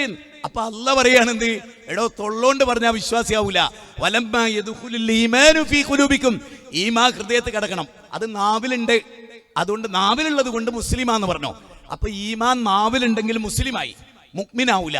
മുഅ്മിനാകണമെങ്കിൽ ഹൃദയത്തിലേക്ക് ആ സാധനം ഇറങ്ങണം. എന്തൊരു റസൂൽ പറയുന്നുണ്ട്, ചില ആളുകൾ നാവ് കൊണ്ട് വിശ്വാസിയാവും, കൽബ് കൊണ്ട് വിശ്വാസിയാവൂല. അപ്പൊ നബി എങ്ങനെ അവരെ വിളിച്ചെന്നറിയോ? നാവ് കൊണ്ട് വിശ്വാസികളായവരും കൽബ് കൊണ്ട് വിശ്വാസികളാകാത്തവരുമായവരെ എന്നൊരു വിളിയാണ്. അത് വല്ലാത്തൊരു വിളിയാണ്. അത് നമ്മളോടാണ്. നമ്മൾ പുറത്താരെയും ഇന്ന് നോക്കണ്ട, ഇന്ന് നമ്മളെ നോക്കുക. നമ്മുടെ വീട്, നിങ്ങൾ ഒക്കെ വീട്ടിലേക്ക് ഒന്ന് പോ. ഞാൻ എൻ്റെ മനസ്സിനെ പൂർണ്ണമായിട്ട് എൻ്റെ വീട്ടിലേക്ക് കൊണ്ടുപോയി, നിങ്ങൾ കൊണ്ടുപോയി. നമ്മളെല്ലാവരും ആ വീട്ടിൽ ഒരു ദിവസം നടക്കുന്നത് എല്ലാം അള്ളാഹ്ക്ക് ഇഷ്ടമുള്ളതാണോ? സുബൈക്ക് എല്ലാ മക്കളും എണീക്കുന്നുണ്ടോ? ചിന്തിക്കാനാ പറയുന്നത്. സുബൈക്ക് ബാപ്പാന്റെ കൂടെ മക്കൾ എണീക്കുന്നുണ്ടോ? മക്കള് വിളിക്കുന്നുണ്ടോ? മക്കള് വാപ്പാനെ വിളിക്കുന്നുണ്ടോ? ഇടക്ക് വാപ്പ മക്കളെ വിളിക്കുന്നുണ്ടോ എന്ന് പറഞ്ഞാൽ അതിന്റെ അർത്ഥം എന്താ അറിയോ? രണ്ടു കൂട്ടരും മത്സരത്തിലാണ് എന്നാ. വിജയിച്ച വീടാണത്. മക്കള് വിളിക്കേണ്ടി വരിക, ബാപ്പ ബാങ്ക് കൊടുത്തിട്ട് എഴുന്നേക്ക്, മോനെ ചാടി എണീക്ക്, മോനെ സുബൈന്റെ ജമാഅത്താകാനായി. ഇത് വീട്ടിൽ ഫസ്റ്റ് നടക്കുന്നുണ്ടോ? എന്റെ ഒന്നാമത്തെ ചോദ്യം എന്താ? ശരിക്കും നിങ്ങളൊന്ന് ആലോചിച്ച് നോക്കേ. അൽഹംദുലില്ലാഹില്ലദീ അഹിയാനാ ബഅദ മാ അമാതനാ വഇലൈഹി നുശൂർ. എഴുന്നേറ്റ് മുഖത്തുനിന്ന് ഉറക്കിന്റെ അടയാളം വലത് കൈ കൊണ്ട് തടവി നമ്മൾ പറയുന്ന ആദ്യ കാര്യം എന്താ? അല്ലാഹുവേ, നിനക്ക് സർവസ്തുതിയും നിനക്കാണ്. മരിച്ചതിന് ശേഷം എന്നെ, അപ്പൊ മരണത്തെക്കുറിച്ച് ഓർത്തുകൊണ്ടും ജീവിതത്തിലേക്ക് വന്നതിനെ കുറിച്ച് നന്ദി പ്രകടിപ്പിച്ചുകൊണ്ടും റബ്ബിനെ സ്തുതിച്ചുകൊണ്ടും നിങ്ങളുടെ മക്കളെ എഴുന്നേക്കാറുണ്ടോ? അപ്പൊ എനിക്ക് ചെറിയൊരു മോനുണ്ട്, അവൻ എൻ്റെ കൈ കിടത്തും. എന്നിട്ട് ഞാൻ അവനെ പഠിപ്പിച്ചു കൊടുക്കും, വിസ്മിക റബ്ബി വളഅതു ജംബി. കൈ കിടത്തി, അങ്ങനെ അവൻ എൻ്റെ കയ്യിലേക്ക് ചരിഞ്ഞ് ഞാനവൻ്റെ കവിളിലേക്ക് എൻ്റെ കവിളി ചരിച്ചു വെച്ച് അവൻ്റെ മൂക്ക് ശ്വാസോച്ഛ്വാസത്തിന് വിട്ടുകൊടുത്ത് അവൻ ഉറങ്ങും. അതുകൊണ്ട് അവൻ എപ്പോൾ കിടന്നാലും അവൻ ആ ദിക്ർ ഞാനില്ലെങ്കിലും ചെല്ലും എന്ന് പറഞ്ഞാൽ അതിൻ്റെ അർത്ഥം എന്താ? നമ്മളാ നോക്കണ്ടേ. നമ്മുടെ കുട്ടി ഇടത്തെ കൈ ഇങ്ങനെ കൊണ്ടുവരിക. അപ്പൊ നമ്മള് ചോദിക്കുക, ഞാൻ എൻ്റെ മോനോട് ചോദിക്കുന്നത് ഇങ്ങനെയാണ്, അതൊരു പാട്ട് രൂപത്തിലാണ്, ഏത് കയ്യോണ്ടാ ഉമറേ ഏത് കയ്യോണ്ടാ. അപ്പൊ ഇടത്തെ കയ്യോണ്ട് ഇങ്ങനെ വെക്കുമ്പോ ഈ കൈ പാടില്ല, അതാണ് വാപ്പി പറയുന്നതെന്ന് അവന് ബോധ്യമാകുകയാണ്. അപ്പൊ ആ കൈ ഇങ്ങനെ വലിച്ച് ഈ കൈ ഇങ്ങനെ കൊണ്ടുവരുമ്പോൾ ഞാൻ പറയും മാഷാ അല്ലാ ഗുഡ് ബോയ് എന്ന് പറയുമ്പോൾ അവന് മനസ്സിലായി, ചെറിയ കുട്ടിയാണ്, അവന് മനസ്സിലായി വലത്തെ കൈ ഉപയോഗിക്കുന്നില്ലാക്കാണ് എൻ്റെ ഉപ്പാക്ക് ഇഷ്ടം. അവനതിൻ്റെ ദീനോ മതോ ഒന്നും അവനറിയില്ല, പക്ഷെ ഉപ്പാക്ക് ഇഷ്ടം ഞാൻ വലത്തെ കൈ ഉപയോഗിക്കൽ. അതാ കുട്ടിക്ക് ഉണ്ടാവുക. അതുകൊണ്ട് ആ റസൂൽ എന്ത് പറഞ്ഞറിയോ? ഒരു ചെറിയ കുട്ടി അപ്പുറത്തുനിന്നും ഇപ്പുറത്തുനിന്നും ഒക്കെ ഭക്ഷണം എടുത്തപ്പോൾ നബി ഒരൊറ്റപ്പെടുത്ത എന്നിട്ട് പറഞ്ഞു, മോനെ ബിസ്മി ചെല്ലേ, കൈ എല്ലാ സ്ഥലത്തും കൊണ്ടുപോവല്ലേ, നിന്റെ അടുത്ത് വെച്ച് തിന്ന്. ഇതേ കുട്ടി മറ്റൊരു സമയം അവൻ ഒരു ഭാഗത്ത് നിന്ന് മാത്രം തിന്നുന്ന നബി കണ്ടു. റസൂലുള്ള പഠിപ്പിച്ചു കൊടുത്താൻ അപ്പടി പ്രാവർത്തിയാക്കി. അതിന്റെ അർത്ഥം എന്താണെന്നറിയോ? ഒന്ന് എല്ലാവരും ഇങ്ങോട്ട് നോക്കി, സ്റ്റേജിലേക്ക് നോക്കി. ഞാൻ ആദ്യം സ്ത്രീ ഇത് കണ്ടോ, ഇവിടെ ഒന്നും എഴുതിയിട്ടില്ല, കണ്ടില്ലേ? ഇതുപോലെയാണ് നിങ്ങളെ മക്കള്. ഞാൻ അത്ര ആത്മാർത്ഥമായിട്ടാണ് പ്രസംഗിക്കുന്നത്. ഇതുപോലെയാണ് നിങ്ങളെ മക്കള് കള്ളുടിക്കുന്നുണ്ടെങ്കിൽ ഉമ്മ അങ്ങ കയ്യിലൊരു പങ്കുണ്ട്. ഇവിടെ 3-ാം വയസ്സിൽ അവൻ എന്താ നിങ്ങളെ എഴുതുന്നത് അതുണ്ടാവും. നോക്കേ, മോഡേൺ നോക്കിയോളൂ കേട്ടോ. ഇതൊരു ഇതുപോലെയാണ് നമ്മുടെ മക്കള്. ആ മക്കള് പിന്നെ പാപക്കറ ചെയ്യുന്നവരാകുന്നതിൽ വലിയ പങ്ക് ബാപ്പാക്കും ഉമ്മാക്കുണ്ട്. കൈ കഴുകാനാവില്ല, ഉറപ്പിച്ചോളി. ഇല്ല പടച്ചോ നമ്മളെ വിടൂല, പടപ്പിളമ്പിലും ഒക്കെ പിടിച്ചു നിൽക്ക. മാഷേ ഞങ്ങൾ നല്ലോണാണ്, ഓൻ കേടുന്നു ഏതാണ്, ഓന്റെ കൂട്ടുകാരങ്ങനെ ചെല്ലു പറയൂ, സ്കൂളിൽ നിന്ന് പഠിച്ചിട്ട് വരിക. അങ്ങനെ പറയാൻ നമുക്കിഷ്ടം. നമ്മൾ നോക്കാറില്ല. എൻ്റെ കുട്ടി ഈ വാക്കൊക്കെ ഉപയോഗിച്ച് ഞങ്ങൾ പരസ്പരം ഉപയോഗിച്ചുകൊണ്ടാണോ? ഞാൻ ഞെട്ടിപ്പിക്കുന്ന ഒരു വാർത്ത പറയട്ടെ. 3 മാസമാകുമല്ലോ ഗർഭപാത്രത്തിൽ, 3 മാസം. ഇപ്പൊ ഇവിടെ ഇരിക്കുന്ന ഒരു സ്ത്രീ ഗർഭിണിയാണെന്ന് വിചാരിക്കുക, അല്ലെങ്കിൽ നിങ്ങളെ മകള് ഗർഭിണിയാ. 3 മാസമായ കുട്ടിക്ക് കേൾക്കാൻ പറ്റും, കേൾവി. ഗർഭപാത്രത്തിൽ നിങ്ങൾ ഖുർആൻ ഓതിയ കുട്ടി ഖുർആൻ കേൾക്കും. ഇപ്പൊ ചില ചെറിയ കുട്ടികൾ പെട്ടെന്ന് ഖുർആൻ മനപ്പാടാക്കുന്നില്ലേ? എങ്ങനെയാ? ആ വീട്ടിൽ 3 മാസമായപ്പോ തന്നെ ഖുർആൻ ഹാഫിളായി. 3-ാമത്തെ മാസം കുട്ടി കേൾവി തുടങ്ങി. 7 മാസത്തോളം കേൾക്കുകയാണ്. ഉമ്മാനെ ബാപ്പ പുളിച്ച തെറിയ പറയുന്നെങ്കിൽ കുട്ടി അത് കേട്ടിട്ടാ. അപ്പൊ നമ്മൾ വിചാരിക്കില്ലേ 2-ാം വയസ്സിൽ തന്നെ പച്ച തോന്നിയാസം കുട്ടി പറയുന്നത് എന്താന്ന്? ഒന്നുമില്ല, 7 മാസം ബാപ്പ പറഞ്ഞ് ഗർഭപാത്രത്തിൽ കേട്ട്. ഇതിന്റെ വകയല്ല കേട്ടോ, മോഡേൺ സയൻസ് പറയണ. മുത്തുനബി എന്താ പറഞ്ഞത്? മുത്തുനബി പറഞ്ഞത് ഓനെ കേടെടുത്തതിൽ വീട്ടുകാർക്ക് വലിയ പങ്കുണ്ട്. ബാപ്പയമ്മയും നല്ലോണം സ്നേഹിക്കുന്നത് അവനെ എഫക്ട് ചെയ്യുന്ന ഗർഭപാത്രത്തില്. ബാപ്പയമ്മയും നല്ല സ്നേഹത്തിലാണെങ്കിൽ കുട്ടിക്ക് ആരോഗ്യം ഉണ്ടാവുമെന്ന് മോഡേൺ സയൻസ് പറയാ. കാരണം ബാപ്പമ്മാനെ തെറി വിളിക്കുന്നത് കേട്ടിട്ട് ഉമ്മ ടെൻഷൻ അടിക്കുമ്പോൾ ഹോർമോൺ സിസ്റ്റം മുഴുവനും മാറും. അപ്പൊ ശരീരം മോശാവും, അപ്പൊ കുട്ടിക്ക് അനാരോഗ്യം ഉണ്ടാവും. എങ്ങനെ നിങ്ങളത് പഠിപ്പിക്കുക എനിക്കറിയില്ല. ഇത് പിക്ചർ വെച്ച് സ്ക്രീനിട്ട് പഠിപ്പിച്ചു തരേണ്ട കാര്യങ്ങളാണ്. എന്ന് പറഞ്ഞാൽ അത്രയും ശ്രദ്ധിച്ച് 3 മാസം ആകുമ്പോൾ തന്നെ കുട്ടി കേട്ടു തുടങ്ങുമ്പോൾ നിങ്ങൾ അറിയണം, മമ്മൂട്ടിന്റെ സിനിമ ഞങ്ങൾ കാണുന്നെങ്കിൽ ആ ഡയലോഗൊക്കെ കുട്ടി കേൾക്കുന്നുണ്ട്. വളരെ ചെറുപ്പത്തിൽ തന്നെ കുട്ടി റെക്കോർഡാക്കും. നിങ്ങൾ വിചാരിക്കുന്ന ഒരൊറ്റ സുപ്രഭാതത്തിൽ റെക്കോർഡായതല്ല, അവൻ ഗർഭപാത്രത്തിൽ നിന്ന് കേൾക്കുന്നുണ്ട്, കാണാനേ പറ്റാത്തേ ഉള്ളൂ. ആ വോയിസ് കേട്ടാൽ ചിലപ്പോൾ മമ്മൂട്ടിയെന്ന് വരെ പറഞ്ഞു കളയും. അവൻ സംസാരിക്കുന്ന ആദ്യകാലത്ത് തന്നെ നിങ്ങൾ പിക്ചർ കാണിച്ചു കൊടുത്ത് വോയിസ് ഇട്ട് കൊടുത്താൽ ഇത് മമ്മൂട്ടിയെന്ന് ചിലപ്പോൾ അവൻ പറയും. അത്രയും വലിയ അവസ്ഥ ഗർഭപാത്രത്തിൽ തന്നെ ഉണ്ട്, കുട്ടിക്കുണ്ട്. അതുകൊണ്ട് തന്നെ ഒരു വീട് പൂർണ്ണ ഇസ്ലാമാവുകയും ഗർഭകാലഘട്ടത്തിലാണ് ഒരു ബാപ്പയമ്മ ഏറ്റവും സൂക്ഷിക്കേണ്ടത്. അത്ര നിങ്ങൾ നന്നോ, നിങ്ങളെ കുട്ടി നന്മയിലായിട്ടാണ് ജനിക്കുക. പിന്നെ നമുക്ക് സംഭവിക്കുന്നൊരു കാര്യം ഞാൻ പറഞ്ഞുതരാം, ശരിക്കും ശ്രദ്ധിച്ചോളി. ഇബ്രാഹിം നബിക്ക് കുട്ടികൾ ഉണ്ടാകാത്ത കാലം, കുട്ടികൾ ഉണ്ടാവുമല്ലേന്നൊന്നും അറിയാത്ത കാലം, നമ്മളെന്താ ഗർഭിണിയായാലാണ് നമ്മൾ പ്രാർത്ഥിക്കുക നല്ല കുട്ടിയാവണേന്ന്. ജീവിതത്തിൽ ഞാൻ ചോദിക്കട്ടെ, കല്യാണം കഴിക്കുന്നതിന് മുമ്പ് നല്ല കുട്ടിയാവണേന്ന് പ്രാർത്ഥിച്ച എത്ര ആൾ ഇവിടെ ഉണ്ട്? കല്യാണം തന്നെ കഴിഞ്ഞിട്ടില്ല, കല്യാണത്തെ പറ്റി ആലോചിച്ച കാലത്ത് എനിക്ക് നല്ല കുട്ടിനെ കിട്ടണേന്ന് പ്രാർത്ഥിച്ച ഒരാൾ ഇവിടുന്ന് കൈബന്ധിച്ചേ? മാഷാ അല്ലാഹ്. ഞാനിത് പറയാനുള്ള കാരണം എന്താ അറിയോ? പ്രവാചകന്മാരൊക്കെ കുട്ടികൾ ഉണ്ടാകുന്നതിന് മുമ്പ്, കല്യാണം വരെ കഴിക്കുന്നതിന് മുമ്പ് ദുആ ചെയ്തവരാ, നല്ല കുട്ടികളെ തരണേന്ന്. അപ്പം ഞാൻ കഴിഞ്ഞ ദിവസം മംഗലാപുരത്ത് ഒരു പ്രസംഗം ചെയ്ത്.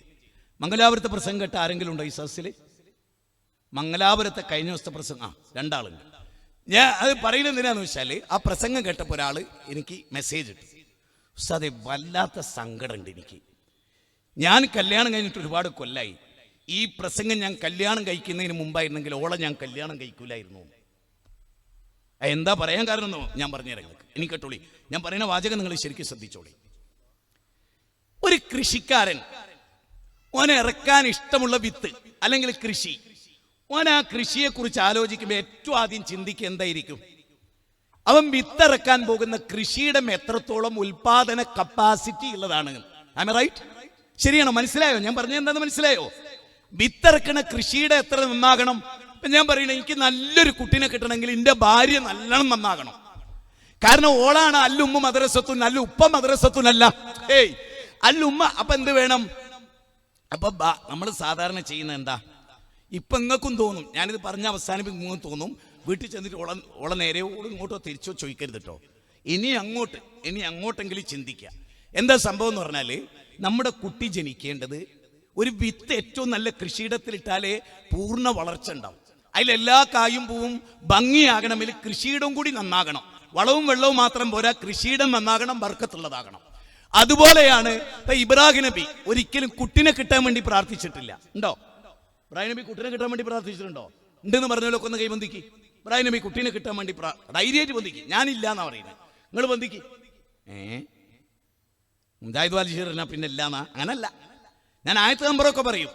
പക്ഷെ ഇബ്രാഹിം നബി കുട്ടികളെ തരണേ അല്ലാന്ന് പ്രാർത്ഥിച്ചിട്ടുണ്ടോ? ഇല്ല, ഒരു നബിയും പ്രാർത്ഥിച്ചിട്ടില്ല. കാരണം എന്താ അറിയോ? കുട്ടികളെ കിട്ടിയിട്ട് കാര്യമല്ല. അതുകൊണ്ട് നബിമാര് പ്രാർത്ഥിച്ച എന്താ അറിയോ? റബ്ബി ഹബിലി മിനസ്വാലിഹീൻ, സ്വാലിഹായ കുട്ടിനെ തരണേന്ന്. വക്കുട്ടി കുട്ടിനെ ചോദിച്ചിട്ടേ ഇല്ല. നമ്മളെന്താ പറയുന്നത്? ആണായാലും പെണ്ണായാലും വക്കുട്ടിയാലും ഒന്നായാലും ഒന്ന് കിട്ടിയാൽ മതിയെന്നാ.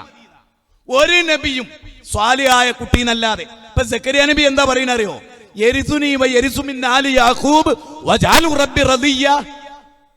പടച്ചോനെ, വരാനിരിക്കുന്ന ഒരു സമൂഹം കേടിനാനുള്ള സാധ്യത ഉണ്ട്, അതുകൊണ്ട് എനിക്ക് നല്ലൊരു മോനെ തരണേ.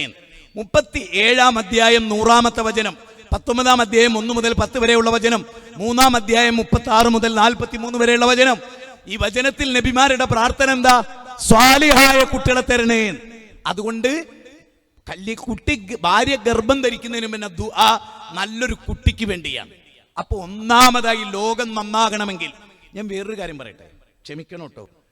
ഭാര്യാഭർത്തൃ ബന്ധത്തിൽ ഏർപ്പെട്ട് കുട്ടി ഗർഭിണിയാന്ന് അറിയുന്ന, ഭാര്യ ഗർഭിണിയാന്ന് അറിയുന്ന സമയമുണ്ടല്ലോ, ആ സമയങ്ങൾ ശരിക്കും ഒന്ന് ആലോചിച്ച് നോക്ക്. ആ ബന്ധപ്പെടലിൽ പോലും റസൂൽ പഠിപ്പിച്ച ദിക്ർ ചൊല്ലിയിട്ടാണോ ബന്ധപ്പെട്ട്? അല്ലാന്നാ. അവിടെ തന്നെ തെറ്റി. നമ്മൾ നേരത്തെ നല്ല കുട്ടിക്ക് പ്രാർത്ഥിച്ചിട്ടില്ല, ഭാര്യാഭർത്തൃ ബന്ധത്തിൽ ഏർപ്പെടുമ്പോ പോലും പ്രാർത്ഥിച്ചിട്ടില്ല. അങ്ങോട്ട് സംഭവം നടത്തി എണീറ്റട് പോയി. സത്യല്ലേ? ആണ്. അപ്പൊ പോലും ആത്മാർത്ഥമായി പ്രാർത്ഥിച്ചിട്ടില്ല. ഇപ്പൊ നിങ്ങൾക്കൊരു വിഷമം തോന്നില്ല ഇങ്ങനെ കേൾക്കുമ്പോ? ശരിയല്ലേ? നിങ്ങൾ നോക്ക്, ഏതെങ്കിലും ഒരു പ്രവാചകൻ വക്ക് പൊട്ടി ഒരു കുട്ടിനെ കിട്ടാൻ പ്രാർത്ഥിച്ചോ? എന്തുകൊണ്ടാണ് ഇസ്മായിൽ അലൈഹിസ്സലാം ബാപ്പാനെ ഇത്രമേൽ അനുസരിച്ചത്? അള്ളഹാനോട് ചോദിച്ച് നല്ലൊരു കുട്ടിനെ തരണേന്നാ. അത് കിട്ടുകയാണ്. അതൊരു ഭയങ്കര ഭാഗ്യല്ലേ? അംകുൻതും ശുഹദാ ഇദ് ഹളറ യാഖൂബൽ മൗത്ത്. സൂറത്ത് ബഖറ 133. യാക്കൂബ് നബി മരണാസന്നായപ്പോ മക്കളെ വിളിച്ച്. നമ്മളോ മരണാസനായ മക്കളെ വിളിച്ചു. വാപ്പാക്ക് 12 ഹോട്ടൽ ദുബായിലുണ്ട്, 11 ഹോട്ടൽ കുവൈത്തിലുണ്ട്. മക്കളിൽ ആരാ അതൊക്കെ നോക്കി? നമ്മൾ അങ്ങനെയല്ലേ? അയ്യൂബ് നബി അംകുൻതും ശുഹദാ ഇദ് ഹളറ യാഖൂബൽ മൗത്ത്. യാക്കൂബ് നബി മരിക്കാൻ കിടക്കും, മക്കളെ വിളിച്ചു. മക്കളെ, ബാപ്പ തൗഹീദിലായിരുന്നു. മക്കളെ, നാളെ നിങ്ങള് സൃഷ്ടികൾ ആരാധിക്കുന്നവരാവോ? മലക്കിനെയോ ജിന്നിനെയോ അമ്പിയാക്കളെയോ ഔലിയാക്കളെയോ ബീവിമാരെയോ ഒക്കെ വിളിച്ച് ആരാധിക്കുന്ന ആളുകളാവോ നിങ്ങള്? അതല്ല. യഅ്ബുദു ഇലാഹ, നിങ്ങളുടെ പിതാവിനെ, ഇലാഹിനെ, ഇബ്രാഹിം ഇസ്മായിൽ അവരുടെ പിതാവ് ഇലാഹിനെ, ആ ഇലാഹിനെ മാത്രമേ ഞങ്ങൾ ആരാധിക്കൂ. തൗഹീദായിരുന്നു ചർച്ച. സൂറത്ത് ബഖറ 132 മക്കളെ വിളിച്ചിരുത്തി ബാപ്പ പറയുന്ന കാര്യം എന്തറിയോ? മക്കളെ, ഇസ്ലാമാണ് കേട്ടോ ബെറ്റർ, യുക്തിവാദം ബെറ്റർ അല്ല, നിരീശ്വരവാദം ബെറ്റർ. നിങ്ങൾ എടുത്ത് നോക്ക്, സൂറത്ത് ബഖറയിൽ 132. പോട്ടെ, നമ്മളാരെങ്കിലും മക്കൾ നന്നാകണം എന്നുള്ള നിയ്യത്തില് പള്ളിന്റെ അടുത്ത് കൊണ്ടുപോയി വീട് വെച്ചിട്ടുണ്ടോ? പള്ളിന്റെ അടുത്ത് സെന്റിന് 30 ലക്ഷം, പണ്ട് 2 സെന്റ് മതി 60 ലക്ഷം കൊടുത്ത് പള്ളിന്റെ അടുത്ത് 2 സെന്റ് ഭൂമി വാങ്ങിയിട്ടുണ്ടോ? എന്നാ ഇബ്രാഹിം നബി അങ്ങനെ വാങ്ങിയാളാ? അറിയോ നിങ്ങൾക്ക്? 4 സ്ഥലത്ത് തൗഹീദിന്റെ കേന്ദ്രം ഉണ്ടാക്കി 25,000 കിലോമീറ്റർ നടന്നു ഇബ്രാഹിം അലൈഹിസ്സലാം. ആ ഇബ്രാഹിം നബിനെ നമ്മളെ പറ്റി പറയുന്നത് എന്താ? ലോകത്തിന്റെ ഇമാമാണ്, മുത്തഖീന ഇമാമാണ്, ലോകത്തിന്റെ ഇമാമാണ് അദ്ദേഹം. ആ ഇമാമാകാനുള്ള കാരണം എന്താ? ഇബ്രാഹിം നബി പറയണം, പടച്ചോനെ ഞാനേ വജ്നുബിനി വബനി അൻ അബ്ദുൽ അസ്നാം, ഞാനും എൻ്റെ മക്കളും ബിംബാരാധകരാകരുത് കേട്ടോ റബ്ബേ. ബിംബാരാധനക്കെതിരെ ശബ്ദിച്ചവരാ ഞങ്ങള്. അള്ളാനെ മാത്രമേ വിളിക്കൂ എന്നുള്ള, നാളെ ജിന്നിനെ വിളിക്കാം എന്നൊരുത്തം പ്രസംഗിച്ചാൽ എത്ര വലിയ അപകടമാണ്. അതാവരുത് എന്ന് പ്രാർത്ഥിക്കേണ്ടവരാ നമ്മള്, അല്ലേ? നമ്മളൊക്കെ പ്രാർത്ഥിക്കാതാ, പടച്ചോനെ നാളെ ഒരു സൃഷ്ടിയെ വിളിക്കുന്ന ആള് നിന്റെ മോനാവരുതേ, നിന്നെ മാത്രം വിളിക്കുന്ന ഖുൽ ഇന്നമാ ദു റബ്ബി വലാ ഉശ്രിക് ബിഹി അഹദ, അങ്ങനെ പ്രാർത്ഥിക്കേണ്ടവരാ നമ്മള്. ഇബ്രാഹിം നബിയുടെ പ്രാർത്ഥന 14-ാം അധ്യായം 35. അടുത്തത് എന്താ അറിയങ്ങള്? ഇബ്രാഹിം നബി പറയണം, പടച്ചോനെ ഇന്ദ ബൈത്തിക്കൽ മുഹറം, പരിശുദ്ധമായ കാബത്തിന്റെ അടുത്ത് ജനങ്ങളില്ല. ഒന്ന് കേട്ടുനോക്കിങ്ങള്, ജനങ്ങളില്ലാത്ത, ജലസ്രോതസ്സില്ലാത്ത, വല്ലാത്തൊരു വാക്ക്, ജനങ്ങളില്ലാത്ത, ജലസ്രോതസ്സില്ലാത്ത, അയൽവാസികളില്ലാത്ത, ചീവീടുകളുടെ ശബ്ദം മാത്രം കേൾക്കുന്ന പരിശുദ്ധ മക്ക പരിസരം. എന്നിട്ട് ഇബ്രാഹിം നബി പറയുന്നത്, അതൊന്നുമില്ലെങ്കിലും എൻ്റെ കുട്ടിക്ക് ബാങ്ക് കേട്ട് നിസ്കരിക്കാൻ ഒരു പള്ളി ഉണ്ടല്ലോ റബ്ബേ, ഞാൻ എൻ്റെ മോൻ നന്നാകുന്നതിന് വേണ്ടി നിസ്കരിക്കുന്നതിന് വേണ്ടി പള്ളിൻ്റെ അടുത്ത്. ഒന്ന് ചിന്തിക്ക്, ഇത് അല്ലാഹ് ഖുർആനിൽ പറഞ്ഞല്ലേ? എത്ര ഇബ്രാഹിം നബി ഒരു ബാപ്പയല്ലേ? ആ ബാപ്പാന്റെ ജാഗ്രത എന്താ? ആ ജാഗ്രത ഉള്ളവർ എത്ര ബാപ്പാർ ഇവിടെ ഉണ്ട്? പള്ളി ഉദ്ദേശിച്ച് അങ്ങോട്ട് വീട് മാറ്റി ആരെങ്കിലും ഈ സദസ്സിലുണ്ടോ? ഒന്ന് കൈബന്ധിക്ക്, ബാക്കിയുള്ളവർക്ക് പ്രചോദനാകണം. പള്ളി നോക്കിയിട്ട് അവിടെ വീട് വെച്ച് ആരെങ്കിലും ചിന്തിക്ക്. നമ്മൾ മുജാഹിദല്ലേ? ഇന്ന് വരെ ഇബ്രാഹിം നബിന്റെ മില്ലത്തിലെത്താൻ പറ്റിയിട്ടുണ്ടോ? നിങ്ങൾക്ക് തോന്നുന്നുണ്ടോ ഒന്ന് ചെങ്ങായിനെ വിളിക്കണ്ടായിരുന്നു? നമ്മൾക്കിട്ട് കുത്താനാ മൂപ്പര് വന്ന് നമ്മൾ വിചാരിച്ചു ഖുറാഫിയുടെ 2 ചീത്ത അറിയും. അങ്ങനെ ചിന്തിക്കുന്ന മുജാഹിദുകളുണ്ട്. ഇന്നത്തെ വിഷയം അതല്ല. ഇന്നത്തെ വിഷയം നമ്മളെ പറ്റിയാണ്. സുരക്ഷിത സമൂഹം ഉണ്ടാകണോ? അതിന് പ്ലാൻ ഉണ്ടാവണം. നല്ലൊരു കെട്ടിടം ഉണ്ടാക്കാൻ നിങ്ങൾക്ക് പ്ലാൻ ഉണ്ടോ? എങ്കിൽ ഏറ്റവും വലിയ അടിത്തറ ഭാര്യയാണ്. ഞാൻ ഉറപ്പിച്ചു പറയുന്നു. ഒരു കാര്യങ്ങൾ ശ്രദ്ധിച്ചോ, കെട്ടുറപ്പുള്ളൊരു വീടുണ്ടായ എപ്പോഴും ഞാനൊക്കെ ഇപ്പം നിന്റെ കൂടെ കുറെ ബംഗാളികളുണ്ട്, ഒരൊറ്റ കുട്ടിന്റെ പല്ല് വെളുത്തതില്ല. ഒരൊറ്റ നിങ്ങൾ ബംഗാളികളെ കണ്ടോ? വെളുത്ത പല്ലുള്ള ഒരു ബംഗാളി ഞങ്ങൾ തിരിയിട്ട് തെരഞ്ഞിട്ട് എനിക്ക് കാണിച്ചു തരുമോ? ആ സാധനല്ലേ പാസും മറ്റേ സാധനവും, അത് ജനിച്ചിട്ട് ഇറ്റയുടെ തൊള്ളയിലേക്ക് ആദ്യം ഇട്ട് കൊടുക്കുന്നത് എന്താ അറിയോ? ഈത്തപ്പനന്റെ നീരല്ല, ഈ പെരിച്ചായിന്റെ നീരാ ഉറ്റിച്ചു കൊടുക്കുന്നത്, തന്തയും തള്ളയും. ഒരു നല്ല പല്ലുള്ള ബംഗാളി ഇല്ല. ബംഗാളി കേട്ട് എനിക്കൊരു പുല്ല് വിലയാ. ഞാൻ ഹിന്ദി പറഞ്ഞുതരാം, മനസ്സിലായി നിങ്ങൾക്ക്? ഒരു പല്ല് മര്യാദയ്ക്ക് പല്ല് എന്താ കാരണം? വായിലിടുന്ന വൃത്തികേട് മാത്ര. ഒരു നല്ല വസ്തു വായിലിട്ട് ഓർമ്മ ഉണ്ടാവില്ല ഈ ജാതിക്ക്. എന്താ ആരാ പ്രശ്നം? ഞാനൊക്കെ ഇന്ന് വരെ ഒരു കടലാസ് പേപ്പർ ചുരുട്ടി ബീഡിയാക്കിയിട്ടില്ല. ഇന്ന് വരെ എന്റെ വാപ്പാനാണ് അങ്ങനെ കണ്ടിട്ടില്ല. എന്റെ വാപ്പ കഞ്ചാവടിക്കുന്ന ഞാൻ കണ്ടിട്ടില്ല. എന്റെ ബാപ്പാനെ ഭക്തനായിട്ട് ഞാൻ ഇന്ന് വരെ കണ്ടിട്ടുള്ളൂ. അതുകൊണ്ട് എനിക്ക് ബാപ്പ മുജാഹിദ് എന്ന് പേര് വെച്ചപ്പോൾ എന്റെ മനസ്സിലുള്ള പ്രതിജ്ഞ എന്താ അറിയോ? എന്റെ ബാപ്പാനെ ജീവിതത്തിൽ ഒരിക്കലും പറയിപ്പിക്കരുത്. എല്ലാവരും ചിന്തിക്കും, നമ്മുടെ വീട് ഇസ്ലാമാണോ? മക്കൾ കേടുവരാനുള്ള സാധ്യത വളരെ കുറവാ. ഉറപ്പിച്ചോളി. അതിനുള്ള സാഹചര്യം മക്കൾക്ക് ഉണ്ടാക്കി കൊടുക്ക്. ഞാൻ പേടിച്ചിട്ട് എൻ്റെ വീട്ടിൽ എല്ലാ റൂമിലും ലൈബ്രറി ഉണ്ട്, എല്ലാ റൂമിലും അമാനുവലിന്റെ പരിഭാഷ ഉണ്ട്, എല്ലാ റൂമിലും സഹീഹ് മുസ്ലിമിന്റെ പരിഭാഷ ഉണ്ട്. എല്ലാവർക്കും ആ വീട്ടിലെ മുഴുവൻ മക്കൾക്കും പുസ്തകങ്ങൾ ലൈബ്രറി ഉണ്ടാക്കി കൊടുത്തിട്ടുണ്ട്. ആർക്കും അള്ളാന്റെ മുമ്പിൽ ഉതിർ പറയാൻ പറ്റില്ല. പഠിക്കാനുള്ള എല്ലാം കൊടുത്തിട്ടുണ്ട്, പഠിപ്പിക്കാനുള്ള എല്ലാ സാഹചര്യവും ചെയ്തു. എന്ത് നാളെ അവര് റബ്ബന ആതിൽ മിനൽ അദാബ്, പടച്ചോനെ എന്റെ ബാപ്പാക്ക് ഇരട്ടി ശിക്ഷ കൊടുക്കണേന്ന് പറയും. അത് താങ്ങാൻ കഴിയോ? യാ അയ്യുഹല്ലദീന ആമനൂ ഖൂ അൻഫുസകും വഅഹ്ലീകും നാറാ, നിങ്ങൾ നിങ്ങളെയും നിങ്ങളുടെ കുടുംബത്തെയും 66 അധ്യായം 6-ാമത്തെ വചന, കുടുംബത്തെയും നരകത്തുനിന്ന് രക്ഷപ്പെടുത്തണം എന്ന്. അവൻ നരകത്തുനിന്ന് രക്ഷപ്പെടുത്തേണ്ട വലിയൊരു ഡ്യൂട്ടി നമുക്കെല്ലാവർക്കും ഉണ്ട്. ശരി, അങ്ങനെ നമ്മൾ പ്രിപ്പയർഡ് ആണോ? ഒരു ഉദാഹരണം, കല്യാണം കഴിക്കാത്ത ചെറുപ്പക്കാരികളും ചെറുപ്പക്കാരുള്ളതുകൊണ്ട് ഞാൻ പറയാണ്. നബി സല്ലല്ലാഹു അലൈഹി വസല്ലം പറയാണ്, കല്യാണം കഴിക്കുമ്പോഴേ ശ്രദ്ധിക്കണം. നബി പറഞ്ഞു, ഇതൊന്ന് കേൾക്കണം കേട്ടോ, സ്ഥിരമായിട്ട് കേട്ടതാണ്, പക്ഷെ ഇതിലൊരു പ്രധാന പോയിന്റ് ഒളിഞ്ഞു കിടക്കുന്നുണ്ട്, അത് പറയാനാണ്. എനിക്ക് വളരെ സന്തോഷം തോന്നുന്നൊരു പോയിന്റ്. നോക്കിക്കേ, നമ്മൾ ഒരു ബിൽഡിങ് ഈ പറയുന്ന പരപ്പനങ്ങാടിയോ താനൂരോ തിരൂരോ അല്ലെങ്കിൽ വയലത്തൂരോ വെട്ടത്തൂരോ അതിനപ്പുറത്ത് രണ്ടത്താണിയിലോ ഇപ്പുറത്ത് വേറെ ഏതെങ്കിലും ഒരു സ്ഥലത്തോ അല്ലെങ്കിൽ പുത്തനത്താണിയിലോ കുട്ടികളത്താണിയിലോ ഈ പരിസര പ്രദേശം എവിടെയാവട്ടെ, ഇവിടെ എവിടെ ഒരു ഷോപ്പ് എടുക്കുകയാണെങ്കിൽ നമ്മൾ നോക്കൂലേ, ശ്രദ്ധിക്കൂലേ, ആ ഷോപ്പ് നല്ലതാണോ, അതിനെന്തെങ്കിലും പ്രശ്നമുണ്ടോ, അതിൻ്റെ കടലാസിന് എന്തെങ്കിലും കംപ്ലൈൻറ്റ് ഉണ്ടോ, ഈ കെട്ടിടം ഞാൻ വാങ്ങിയ അതിൽ ഹൈറുണ്ടോ. ഒരു കുഞ്ഞി പെട്ടിക്കട തുടങ്ങുമ്പോൾ വരെ ചിന്തിക്കില്ലേ. എന്നാൽ ലോകത്തൊരു മനുഷ്യനും തൻ്റെ ദാമ്പത്യ ജീവിതത്തെക്കുറിച്ച് ഇങ്ങനെ ഒരു പ്ലാനും ഉണ്ടായിട്ടില്ല. വല്ലാഹി ഞങ്ങളോട് പറയട്ടെ, നിങ്ങൾ ശരിക്കും ശ്രദ്ധിച്ചിട്ടുണ്ടോ? ശരിക്ക് നമ്മളിപ്പോൾ പെണ്ണ് കാണാൻ പോകാന്ന് വിചാരിക്കുക, നല്ലൊരു തുണിയും കുപ്പായവും കിട്ടാൻ, അല്ലെങ്കിൽ നല്ലൊരു പാൻസ് ഷർട്ട് കിട്ടാൻ എത്രയോ ടെക്സ്റ്റൈൽസിൽ ഒരു ദിവസം ഫുള്ള് ചെലവഴിച്ചിട്ടുണ്ട് നമ്മൾ. സത്യമല്ലേ? പെണ്ണ് കാണാൻ വരുമ്പോൾ നമ്മുടെ മോളെ ഡീക്കാൻ നല്ലൊരു ഡ്രസ്സിന് വേണ്ടി നമ്മൾ ഒരുപാട് മണിക്കൂർ ചെലവഴിച്ചിട്ടുണ്ട്. സത്യമല്ലേ? ആ പെണ്ണ് കാണാൻ പോകുമ്പോൾ ഒരു കർച്ചീഫ് സെലക്ട് ചെയ്യാൻ എത്രയോ സമയം നമ്മൾ എടുത്തിട്ടുണ്ട്. ഏറ്റവും നല്ല കർച്ചീഫ് ഏതാ നമ്മൾ നോക്കിയിട്ടുണ്ട്. അന്ന് പുരട്ടേണ്ട സുഗന്ധം എന്താ, അന്ന് ധരിക്കേണ്ട ഷൂ ഏതാ എന്നൊക്കെ ശ്രദ്ധിച്ചു. അതിനെല്ലാം കൂടി എടുത്തത് ഒരു 10 മണിക്കൂറാന്ന് കൂട്ടിക്കോ. പെണ്ണ് കാണാൻ പോകാനുള്ള ഡ്രസ്സ് എടുക്കാൻ 10 മണിക്കൂർ, പെണ്ണ് കാണാനോ 2 മിനിറ്റ്. ഇനി ഞാൻ പറയുന്നത് ചിന്തിച്ചോ, ഈ 2 മിനിറ്റ് കൊണ്ടോ പെണ്ണ് കണ്ട് പുറത്തിറങ്ങി, അപ്പോഴേക്കും വേർത്തൊക്കെ തുടങ്ങിയിട്ടുണ്ട്.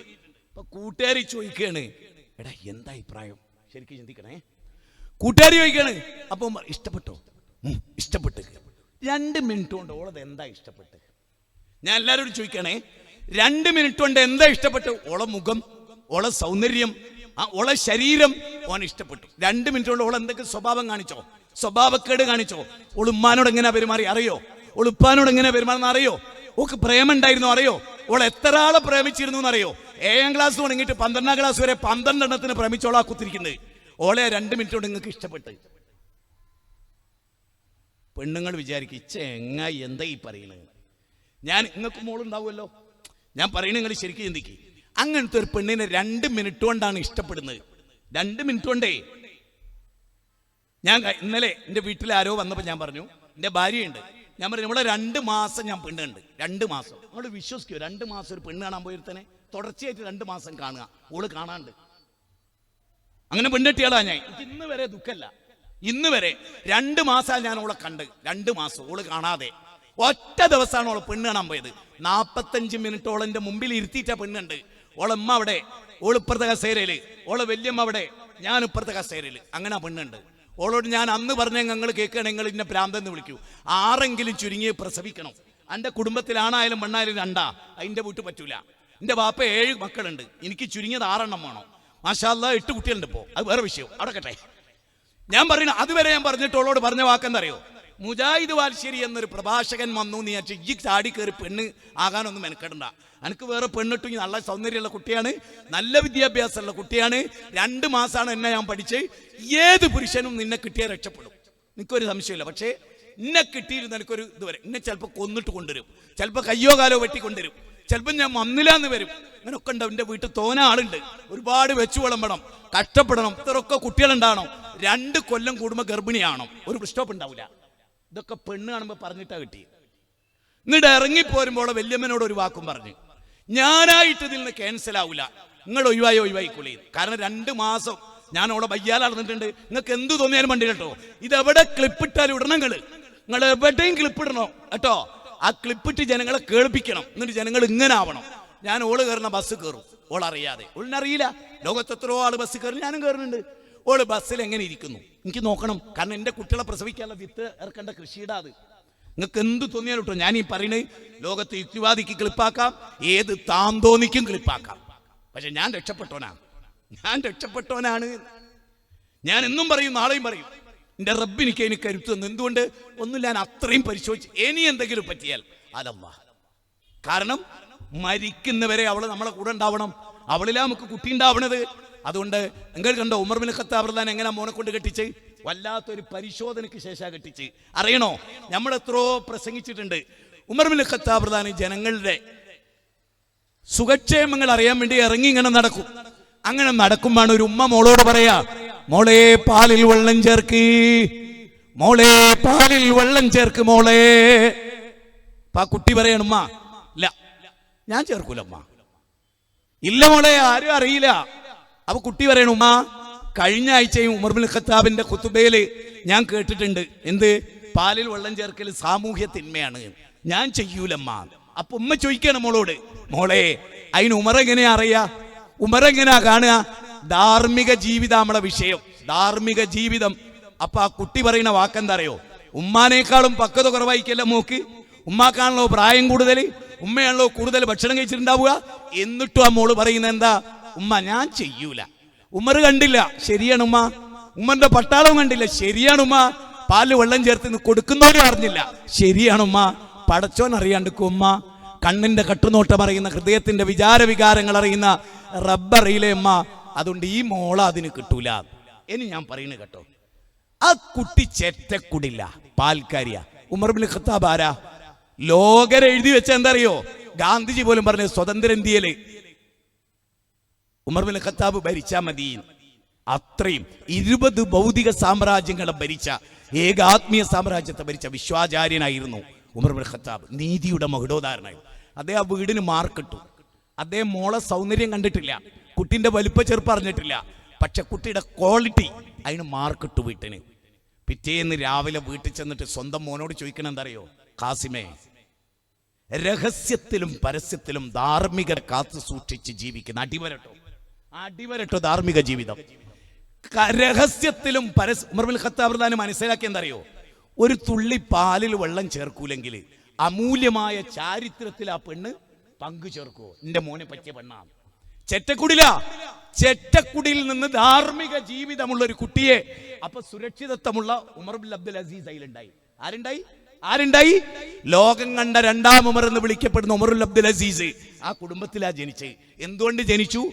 വിത്തിറക്കുന്ന കൃഷിയിടം പർച്ചേസ് ചെയ്തപ്പോ വളരെ ശ്രദ്ധിച്ചു. ഇന്നോളം ജീവിതത്തിൽ നിങ്ങൾ ഈ വശം എങ്ങനെ കേട്ടിട്ടുണ്ടാവില്ല എന്നാ ഞാൻ വിചാരിക്കുന്നത്. അഹങ്കാരം അറിയുന്നല്ല, നമ്മൾ പ്രസംഗിച്ചിട്ടുണ്ട്. നമ്മൾ എന്ത് കാമ്പും കയമ്പും കണ്ടു. ഉമർ ബിൻ ഖത്താബ് റളിയല്ലാഹു മോനോട് ചോദിക്കണേന്നറിയോ? രഹസ്യത്തിലും പരസ്യത്തിലും പടച്ചോനെ സൂക്ഷിക്കുന്ന ഒരു പെണ്ണുണ്ടടാ ചെറ്റക്കുടിലിൽ, ഉപ്പാന്റെ കുട്ടിക്ക് അത് മതിയോ? ആ മകൻ പറഞ്ഞു, ഉപ്പാ എനിക്ക് അതിനോളം വലുത് എന്താ, ഉപ്പ സർട്ടിഫിക്കറ്റ് തന്നില്ല ഉപ്പാ. ഇതാണ് ഇസ്ലാം. അങ്ങനെ നിങ്ങൾ ഒരു പെണ്ണിനെ കൊണ്ടുവരി. തട്ടോൾ ഇട്ടിട്ടില്ല, മാറോള് കാണിച്ചിട്ടുണ്ട്. ഒരു 10.5 കിലോ ലിപ്സ്റ്റിക് ഒരു ചുണ്ടിലുണ്ട്, മേച്ചുണ്ടിൽ അത്ര തന്നെ ഉണ്ട്, കവിളിൽ 280 കിലോ പുട്ടി. അതായത് ആശാരിന്റെ ഉളി വെച്ചിട്ട് ഇങ്ങനെ ആക്കിയ മുഖത്തുനിന്നേ മോളെ മുഖത്ത് ഇങ്ങനെ വെച്ചിട്ട് 10 ദിവസം ഇങ്ങനെ ആക്കാനുണ്ടാവും. കാരണം 25 ദിവസം തള്ളി കുട്ടിയോട് എന്നിട്ടേ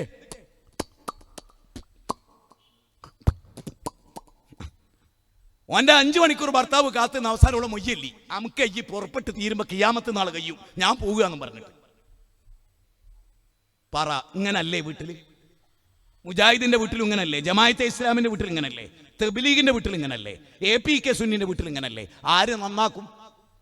അലാ ഫഇന്ന ഫിൽ ജസദി മുളഅ ഇദാ സ്വലഹത് സ്വലഹൽ ജസദു കുല്ലു വഇദാ ഫസദത് ഫസദൽ ജസദു കുല്ലു അലാ വഹിയൽ ഖൽബ്. അറിയുക, ശരീരത്തിൽ ഒരു മാംസപിണ്ഡമുണ്ട്, അത് നന്നായാൽ ശരീരം മുഴുവനും നന്നായി, അത് കേടുവന്നാലോ ശരീരം മുഴുവനും കേടുവന്നു. ശരി, ഇസ്മായിൽ അലൈഹിസ്സലാം 19-ാം അധ്യായം വകാന യഅ്മുറു അഹ്ലഹു ബിസ്സലാ വസ്സക്കാ. ഇസ്മായിൽ നബി കുടുംബക്കാരോട് നിസ്കരിക്കാൻ പറയുമായിരുന്നു. ഇനി ഞാൻ ചോദിക്കുന്ന ചോദ്യങ്ങൾ എല്ലാവരും ഒന്ന് കേട്ടോ. ലുക്മാനുൽ ഹക്കീം എന്ന് കേൾക്കാത്ത ആളുകളൊന്ന് കൈബന്ധിക്കുക. കേൾക്കാത്ത ആളുകൾ, ലുക്മാൻ എന്ന് കേൾക്കാത്ത ആളുകളൊന്ന് കൈബന്ധിക്കുക. ആണുങ്ങളെ കൂട്ടത്തിലുണ്ടോ? ഇല്ല. പെണ്ണുങ്ങളെ കൂട്ടത്തിലുണ്ടോ? ഇല്ല. ഖുർആനിലെ 31-ാം അധ്യായത്തിൽ അദ്ദേഹം മകനെ ഉപദേശിച്ചു എന്ന കാര്യം അറിയാത്തവർ ഒന്ന് കൈബന്ധിക്ക്. അറിയാത്തവർ, അറിഞ്ഞവരല്ല. അറിയാത്ത ഒരാള്, രണ്ടാള്. മാഷാ അല്ലാഹ്, സത്യസന്ധരായ ആളുകൾ ഇവിടെ ഉണ്ടോ? ബാക്കിയുള്ള മഹാഭൂരിപക്ഷത്തിനും അറിയാം. ശരി, അങ്ങനെ ബാപ്പയായ ഒരു ബാപ്പ അവിടെ കൈബന്ധിക്ക്. ലുക്മാനുൽ ഹക്കീം ഉപദേശിച്ച എല്ലാ ഉപദേശവും ചെറിയ കുട്ടിയായിരിക്കെ മക്കളെ ഉപദേശിച്ച ഒരു ബാപ്പ. സ്റ്റേജൊന്നും പൊന്തിക്കാം, സദസ്സും പൊന്തിക്കാം. ഇപ്പൊ നിങ്ങൾ പറയും മൗലവി നിന്നേനാക്കരുത്, ഞങ്ങൾ വേണം സദസ്സിലേക്ക് ഇറങ്ങി കുത്തിരിക്കാം. ഞാൻ ചോദിക്കുന്നത്, ലുക്മാൻ അറിയാം, സൂറത്ത് ലുക്മാൻ എന്ന അധ്യായം ഉണ്ടെന്ന് അറിയാം, ഇത്തരക്ക് ഉപദേശം ഉണ്ട് അറിയാം. പക്ഷെ 10 വയസ്സ് താഴെയുള്ള കുട്ടീനെ എങ്ങനെ ഉപദേശിച്ച എത്ര ആളുണ്ട്? അപ്പൊ എന്തോ ഒരു പ്രശ്നം നമുക്കുണ്ട്. അതെന്താ പ്രശ്നം എന്നറിയോ? അൽ ഖുർആനു റബിയ ഖൽബി. ഖുർആൻ കൽബിന്റെ വസന്തായിട്ടില്ല. അത് വസന്തായിരുന്നു എങ്ങനെ അറിയോ? എനിക്ക് ലുക്മാനാകണം, എനിക്ക് ഇബ്രാഹിം ആകണം, എനിക്ക് ഇസ്മായിൽ ആകണം, എനിക്ക് യഹ്യ ആകണം എന്നൊരു ബോധം ഉണ്ടാകുകയായിരുന്നു. വീട്ടിൽ വായിച്ചില്ല, രാവിലെ എണീറ്റ് പോലും വായിച്ചില്ല. രാവിലെ എണീറ്റ് സുബൈസ്കാരം കഴിഞ്ഞ് ഡൈനിങ് ഹാളിൽ ഇരുന്നിട്ട് ഒരിത്തിരി കട്ടൻ ചായ അവിടെ ഉണ്ടാക്കി വെച്ച്, ഒരു ബിസ്ക്കറ്റ് അവിടെ എത്തിച്ച്, അമ്മാനോനോട് പരിഭാഷ എടുത്ത് വെച്ച് 3 ആയത്ത് ഡെയിലി വായിച്ചു നോക്ക്. 6 കൊല്ലം കൊണ്ട് കംപ്ലീറ്റ് തീരും. എത്ര പേര് ചെയ്യാറുണ്ട്? ഇനി ഞാൻ പറയണമെന്ന് കേട്ടെ. യാ ബുനയ്യ, എന്റെ പൊന്നു മോനെ, അല്ലാഹുവിൽ പങ്കുചേർക്കരുത് കുട്ടി. ഒരു മകനെ പഠിപ്പിക്കേണ്ട ബാപ്പാന്റെ ആദ്യത്തെ ഡ്യൂട്ടി, ബാപ്പാന്റെ ഡ്യൂട്ടി ലാ ഇലാഹ ഇല്ലല്ലാഹ് പഠിപ്പിച്ചു കൊടുക്കല. അതങ്ങോട്ട് പഠിപ്പിച്ചു കൊടുക്ക. മോനെ, ഇന്ന ശിർക്ക് ലദുൽമുൻ അദീം. മോനെ, ശിർക്ക് മഹാപാപ. അപ്പൊ ശിർക്ക് എന്ന പദം എന്താന്ന് മകൻ അറിയണം. ആ പങ്കു ചേർക്കുന്നതിന്റെ രൂപം എന്താന്ന് മകൻ അറിയണം. തൗഹീദ് എന്താന്ന് അറിയണം. എവിടുന്ന്? ഉപ്പാന്റെ മടിത്തട്ടുന്ന്, ഉസ്താദിന്റെ മടിത്തട്ടിലല്ല. ഉസ്താദ് മടിയിലിരുത്തി എന്ന് പറഞ്ഞിട്ട് വേറെന്തോ വ്യാഖ്യാനിച്ച് അയാളെ വേറെന്തോ ശിക്ഷിക്കുകയും ചെയ്തു. അപ്പോ ഉസ്താദ്മാർക്ക് ഇപ്പൊ തൊടാൻ തന്നെ പേടിയാ. തൊട്ടാ പോയി വേഷം. കുട്ടി വെറുതെ പറഞ്ഞാൽ ഈ ദേഷ്യം പിടിച്ചാലും. അപ്പൊ ബാപ്പാക്ക് മടിയിലിരുത്താലോ? മടിയിലിരുത്തി ആദ്യം പറയേണ്ട വാക്കെന്താ? മോനെ, ശിർക്ക് ചെയ്യരുത് എന്നാ. രണ്ടാമത്തേതോ മാതാപിതാക്കളെ കുറിച്ചാണ്, അല്ലേ? സ്വന്തം മാതാവിനെ താമരശ്ശേരിയിൽ കഴുത്തറുത്ത് കൊന്നില്ലേ കഞ്ചാവിന്റെ പേരിൽ? കഞ്ചാവ് ലീഗലൈസ് ചെയ്യണം എന്നാ തോന്നിയാസി മൈത്രേയൻ. ഞാൻ വെറുതെ ആവേശം കൊണ്ട് പറയാന്ന് വിചാരിക്കരുത്. ഒരു ആഭ്യന്തര മന്ത്രി പദം എനിക്ക് എന്തെങ്കിലും കിട്ടിയാൽ ആദ്യം ഞാൻ ജയിലടക്കിയ മൈത്രേയനായിരിക്കും. കേരളത്തിന്റെ ഏറ്റവും വലിയ ശത്രുവിനെ, ലോകത്തിന്റെ ഏറ്റവും വലിയ ശത്രുവിനെ, പിശാചിന്റെ വലങ്കയ്യനെ. മൈത്രേയൻ തന്നെ ബുദ്ധി, ഓൻ നാടിന്റെ ശാപമാണ്. ഓനൊക്കെ തിരിച്ചറിയാത്ത ഭരണകൂടം ഉണ്ടെങ്കിലേ ആ ഭരണകൂടം തോറ്റ ഭരണകൂടമാണ്. അത് കമ്മ്യൂണിസ്റ്റ് ഭരണകൂടമാണെങ്കിൽ അത് ഇന്ത്യൻ യൂണിയൻ മുസ്ലിം ലീഗാണേ, അത് കോൺഗ്രസ് ആണേ. അത് മൈത്രേയൻ തന്നെ ഇന്ത്യയുടെ ശത്രുവിനെ തിരിച്ചറിയാത്തവൻ. കഞ്ചാവ് വെക്കുന്നത്, എന്നിട്ട് പാകിസ്ഥാനെ കൊള്ള പോവുക. ഈ രാജ്യത്ത് ജനിച്ച് ഈ രാജ്യത്തെ നശിപ്പിച്ച പോലെ ഒരുത്തനും പാകിസ്ഥാനെ നില നശിപ്പിക്കാൻ വന്നിട്ടില്ല, ചൈനയെ നില നശിപ്പിക്കാൻ വന്നിട്ടില്ല. ഈ രാജ്യത്ത് ജനിച്ചു വളർന്നവനാണ് ഈ നാട് തകർക്കുന്നത്. ഓനെയാണ് സൂക്ഷിക്കേണ്ടത്. കഞ്ചാവ് ലീഗലൈസ് ചെയ്യണമെന്ന്, എന്നിട്ട് ബേക്കറിയിൽ ചോക്ലേറ്റും കേക്കും കിട്ടുന്ന പോലെ കുട്ടികൾക്ക് ചെന്ന കഞ്ചാവ് കിട്ടണമെന്ന് പ്രസംഗിച്ച തോന്നിയാസിന്റെ പേരാണ് മൈത്രേയൻ. ഓനെ നേർക്ക് നേരെ കണ്ട ചെവിക്കുറ്റി നോക്കി അടിക്കേണ്ട മനുഷ്യന്മാരെ, ധാർമ്മിക രോക്ഷമുള്ളവര്. അത് ആലോചിച്ച് നോക്കണം. ഈ കേരളത്തിൽ നടക്കണത് ഓൻ പ്രസംഗിക്കാൻ അനുസരണം ഉണ്ടാകരുത്. ചുവന്ന ലൈറ്റ് കണ്ടാൽ വണ്ടി നിർത്തരുത് എന്ന് പ്രസംഗിച്ചവനാ അവന്. ഈ നാടിനെ കലാപമാക്കിയവനാ അവന്. പെണ്ണിനെ കയറി പിടിക്കാൻ പഠിപ്പിച്ചവനാ അവന്. ഓൻ അനുസരണം ഉണ്ടാകുന്ന നിയമത്തനുസരിക്കരുത്, ഭരണകൂടത്തനുസരിക്കരുത്. എല്ലാ ചെറ്റത്തരും ചെയ്യാൻ പരസ്യമായി പ്രസംഗിച്ച ആ മഹാതോന്യാസിയെ തുറങ്കല്ലടച്ചാൽ ഇരട്ടച്ചങ്കനാണ് മുഖ്യമന്ത്രി. ഞാൻ അംഗീകരിക്കും. അതല്ലാത്ത കാലത്തോളം എനിക്ക് ചില പ്രശ്നങ്ങൾ ഉണ്ടാക്കരുത്. ഈ രാജ്യത്തെ ഏറ്റവും നശിപ്പിച്ച പാഠ്യപദ്ധതി കേരളത്തിന്റെ പാഠ്യപദ്ധതി. ആലോചിച്ചു നോക്ക്. ജെൻഡർ ന്യൂട്രാലിറ്റി കേരളത്തെ നശിപ്പിച്ച. പഠിക്കാൻ പഠിപ്പിക്കല്ല, പിടിക്കാൻ പഠിപ്പിക്കുക. തൊട്ടടുത്ത് ടൈറ്റ് ജീൻസ് ഇട്ട് പെണ്ണിനെ ഇരുത്തിയിട്ട് ഓളെ കാൽമല് ഓന്റെ പണിയെടുക്കാൻ നിശ്ചയിക്കുക. ആ ജാതി വൃത്തികെട്ട ചികിത്സയാണ് ഇവിടെ പാഠ്യപദ്ധതിയിലുള്ളത്. ആണിനെയും പെണ്ണിനെയും, ആണും പെണ്ണും എന്ന് പറഞ്ഞാൽ ആകർഷിക്കപ്പെടുന്നതാണെന്നുള്ള മൗലിക വിവരം പോലും ഇല്ലാത്തവർ. നിങ്ങളുടെ വിചാരം എന്താ? ആണിന്റെ അടുത്തിരിക്കുന്ന പെണ്ണ് ഇരുമ്പിന്റെ കഷ്ണം കൊണ്ടുണ്ടാക്കിയതാണെന്നാണോ? അല്ലെ പെണ്ണിന്റെ കൂടെ ഇരിക്കുന്ന ആണ് ഇവിടുത്തെ തേക്ക് വെട്ടി ഉണ്ടാക്കിയ മാതിരി ഉണ്ടാക്കിയ ഒരു സാധനമാണെന്നോ? വികാരങ്ങളുള്ള, കാമമുള്ള, വിചാരമുള്ള ഒരു സൃഷ്ടിയാണോ പെണ്ണിനെ തൊട്ടടുത്തിരുത്തി കൊടുക്കുന്നത്? അത് പെങ്ങളല്ല, അന്യ പെണ്ണിനെ. അതാ പാഠ്യപദ്ധതി. ഞാൻ ഉറച്ചു വെച്ചു 10 കൊല്ലം കഴിഞ്ഞാൽ സ്കൂളിലേക്ക് കുട്ടികളെ പറഞ്ഞേക്കൂല. മക്കളെ സ്നേഹിക്കുന്ന ഒരുത്തനും ഇന്നത്തെ സ്കൂളിലേക്ക് ഇനി പറഞ്ഞേക്കൂല. അത്ര നീചമാണ് സ്കൂളിലെത്തിയ കുട്ടികൾ പഠിക്കുന്നത്. സ്കൂൾ അധ്യാപകരെ പഠിപ്പിക്കുന്നു എന്നല്ല, പാഠ്യപദ്ധതി പോലും കുട്ടികളെ കേടെടുത്തുന്നതാ. ലിബറലിസമാണ്. അമേരിക്കയിൽ ഡൊണാൾഡ് ട്രംപ് വന്നിട്ട് അദ്ദേഹം പറഞ്ഞു ആണും പെണ്ണും മതി ഇവിടെ, അതിന്റെ ഇടയിലുള്ള വർഗം വേണ്ടാന്ന്. അതിന്റെ ഇടയിലുള്ള വർഗത്തെ വെച്ചൊരു പൊളിറ്റിക്സ് ഇന്ത്യയുടെ സുപ്രീം കോടതി വരെ വിലക്കെടുത്തിരിക്കുന്നു. അങ്ങനെ ഒരു പൊളിറ്റിക്സ് ഉണ്ട്. ആ പൊളിറ്റിക്സ് ഏതാ അറിയോ? ഈ പറഞ്ഞ ട്രാൻസ്ജെൻഡറുമായി ബന്ധപ്പെട്ട പൊളിറ്റിക്സ്. ആ പൊളിറ്റിക്സ് ഭംഗിയായി കേരളത്തിൽ ജയിച്ചു. എല്ലാ വൃത്തികേടും സവർഗരതി നിയമം മൂലം ഹലാലാക്കി ഈ രാജ്യം. ആണാണിനെ കല്യാണം കഴിക്കുന്ന ഹലാലാക്കി ഈ രാജ്യം. പെണ്ണ് പെണ്ണിനെ കല്യാണം കഴിക്കുന്ന മാനവാധോഗതി. മാനവ പുരോഗതിയല്ല, മാനവാധോഗതി. ഞാൻ ഇവിടെ ഇരിക്കുന്നതോട് ചോദിക്കുകയാണ്, ഗാന്ധിജിന്റെ അമ്മയും നെഹ്റുവിന്റെ അമ്മയും കല്യാണം കഴിച്ച ഗാന്ധിജി ഉണ്ടാവില്ല, നെഹ്റു ഉണ്ടാവില്ല. ശരിയല്ലേ? അല്ലേ? അല്ലേ? മൗലാന മുഹമ്മദ് അലി ജൗഹറിന്റെ ബാപ്പയും അബുൽ കലാം ആസാദിന്റെ ബാപ്പയും കല്യാണം കഴിച്ചാൽ മൗലാന മുഹമ്മദ് അലി ജൗഹർ ഉണ്ടാവില്ല, മൗലാന അബുൽ കലാം ആസാദ് ഉണ്ടാവില്ല. ഇല്ല. എംബാപ്പെ ഒരു കളിക്കാരനാ. അദ്ദേഹത്തിന്റെ അച്ഛൻ വേറൊരു ആണായിട്ട് കല്യാണം കഴിച്ച എംബാപ്പെ ഉണ്ടാവില്ല. ഉണ്ടാവുമോ? മെസ്സിന്റെ അമ്മ വേറൊരു പെണ്ണിനെ കല്യാണം കഴിച്ച മെസ്സി ഉണ്ടാവുമോ? ഇല്ല. അതുകൊണ്ട് ആദില നൂറ നാഷണൽ വേസ്റ്റുകളാണ്. അത് പറയാത്തവർ അതിനേക്കാൾ വലിയ നാഷണൽ വേസ്റ്റ് ആണ്. അവരെ ഇന്റർവ്യൂ നടത്തുന്നവർ കൊയഞ്ഞാട്ട കുത്തിയവരാണ്. മനസ്സിലായോ? ഏത് ആദിലിനെ നൂറിനെ എഴുത്തിയിട്ട് ഇന്റർവ്യൂ നടത്തുന്ന ചില ആളുകൾ കണ്ടില്ലേ? ഓനെപ്പോലെ നീചനി ഭൂമുഖത്താരുണ്ടോ? സ്കൂൾ ഉണ്ടാവില്ല. പിന്നെ ഈ നൂറ് ആദിലെയും 100 കൊല്ലം കെട്ടിപ്പിടിച്ചാലും ഒരു സകല സുഖം എടുത്താലും പൊന്നാര മുസ്ലിമീങ്ങളെ ഓർക്കൊരു കുട്ടി ഉണ്ടാവുമോ? അപ്പൊ ഓരോ കുട്ടീനെ LKG ചേർക്കുവോ? അങ്ങനെ എല്ലാ പെണ്ണും കല്യാണം കഴിച്ചാൽ ഇവിടെ LKG UKG സ്കൂൾ ഉണ്ടാവുമോ? ഇവിടെ LLB ഉണ്ടാവുമോ? ഇവിടെ MBBS ഉണ്ടാവുമോ? എന്നിട്ട് മനുഷ്യൻ അതിന്റെ പിന്നാലെ പോവുക. ആണാണിനെ പെണ്ണിനെ. അങ്ങനെ ഒന്നില്ല. അത് പ്രകൃതി ദുരന്തമാണ്. അത് പ്രകൃതി വിരുദ്ധമാണ്, മാനവിക വിരുദ്ധമാണ്. അവരല്ല നശിപ്പിച്ചിട്ടുണ്ട്. അതാണ് സൊഡോം നിവാസികൾ. സഡൂം, ഡെഡ് സീ, അൽ ബഹർ അൽ മയ്യിത്ത് എന്ന് പറയുന്നത്. അതുകൊണ്ട് അത്തരത്തിലുള്ള കാര്യങ്ങൾ എന്നുള്ളൊരു മോചനം. ഇനി നിങ്ങൾ നോക്കൂ, മദ്യം. ഈ തിരൂര് എത്ര മദ്യം വെക്കുന്നുണ്ട്?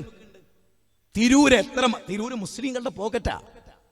കഞ്ചാവ് വിൽക്കാത്ത ഒരു സ്ഥലം ഉണ്ടോ നമ്മളെ ഈ ബീച്ചിന്റെ പരിസരത്ത്? കഞ്ചാവില്ലാത്ത എത്ര വീടുകളുണ്ടാവും? കഞ്ചാവ് ഉള്ളത് ഇല്ലാത്തത് വേർതിരിക്കാൻ പറ്റും? നമ്മുടെ കുട്ടികളല്ലേ കേരിയറായി പ്രവർത്തി? നമ്മുടെ കുട്ടികളല്ലേ? പെൺകുട്ടികൾ വരെയല്ലേ? അല്ലേ? കോഴിക്കോട് ഒരു കുഞ്ഞു സ്കൂളിലെ കുഞ്ഞു പെൺകുട്ടി, അവിടെ കയ്യിലൊരു പൊതി കൊടുക്കും ഒരു ചെക്കൻ. പാവം കുട്ടീനോട് പറയും, നീ ഇന്ന് ആ പെട്ടിക്കടയിൽ കൊടുത്താൽ മതി, ഒരു പയമ്പരിയും ചായയും കിട്ടും. ആ കുട്ടിക്ക് ഒരു പയമ്പരിയും ചായയും കൊടുക്കും. ഇത് കഞ്ചാവാണെന്നുള്ളത് കുട്ടിക്ക് അറിയില്ല.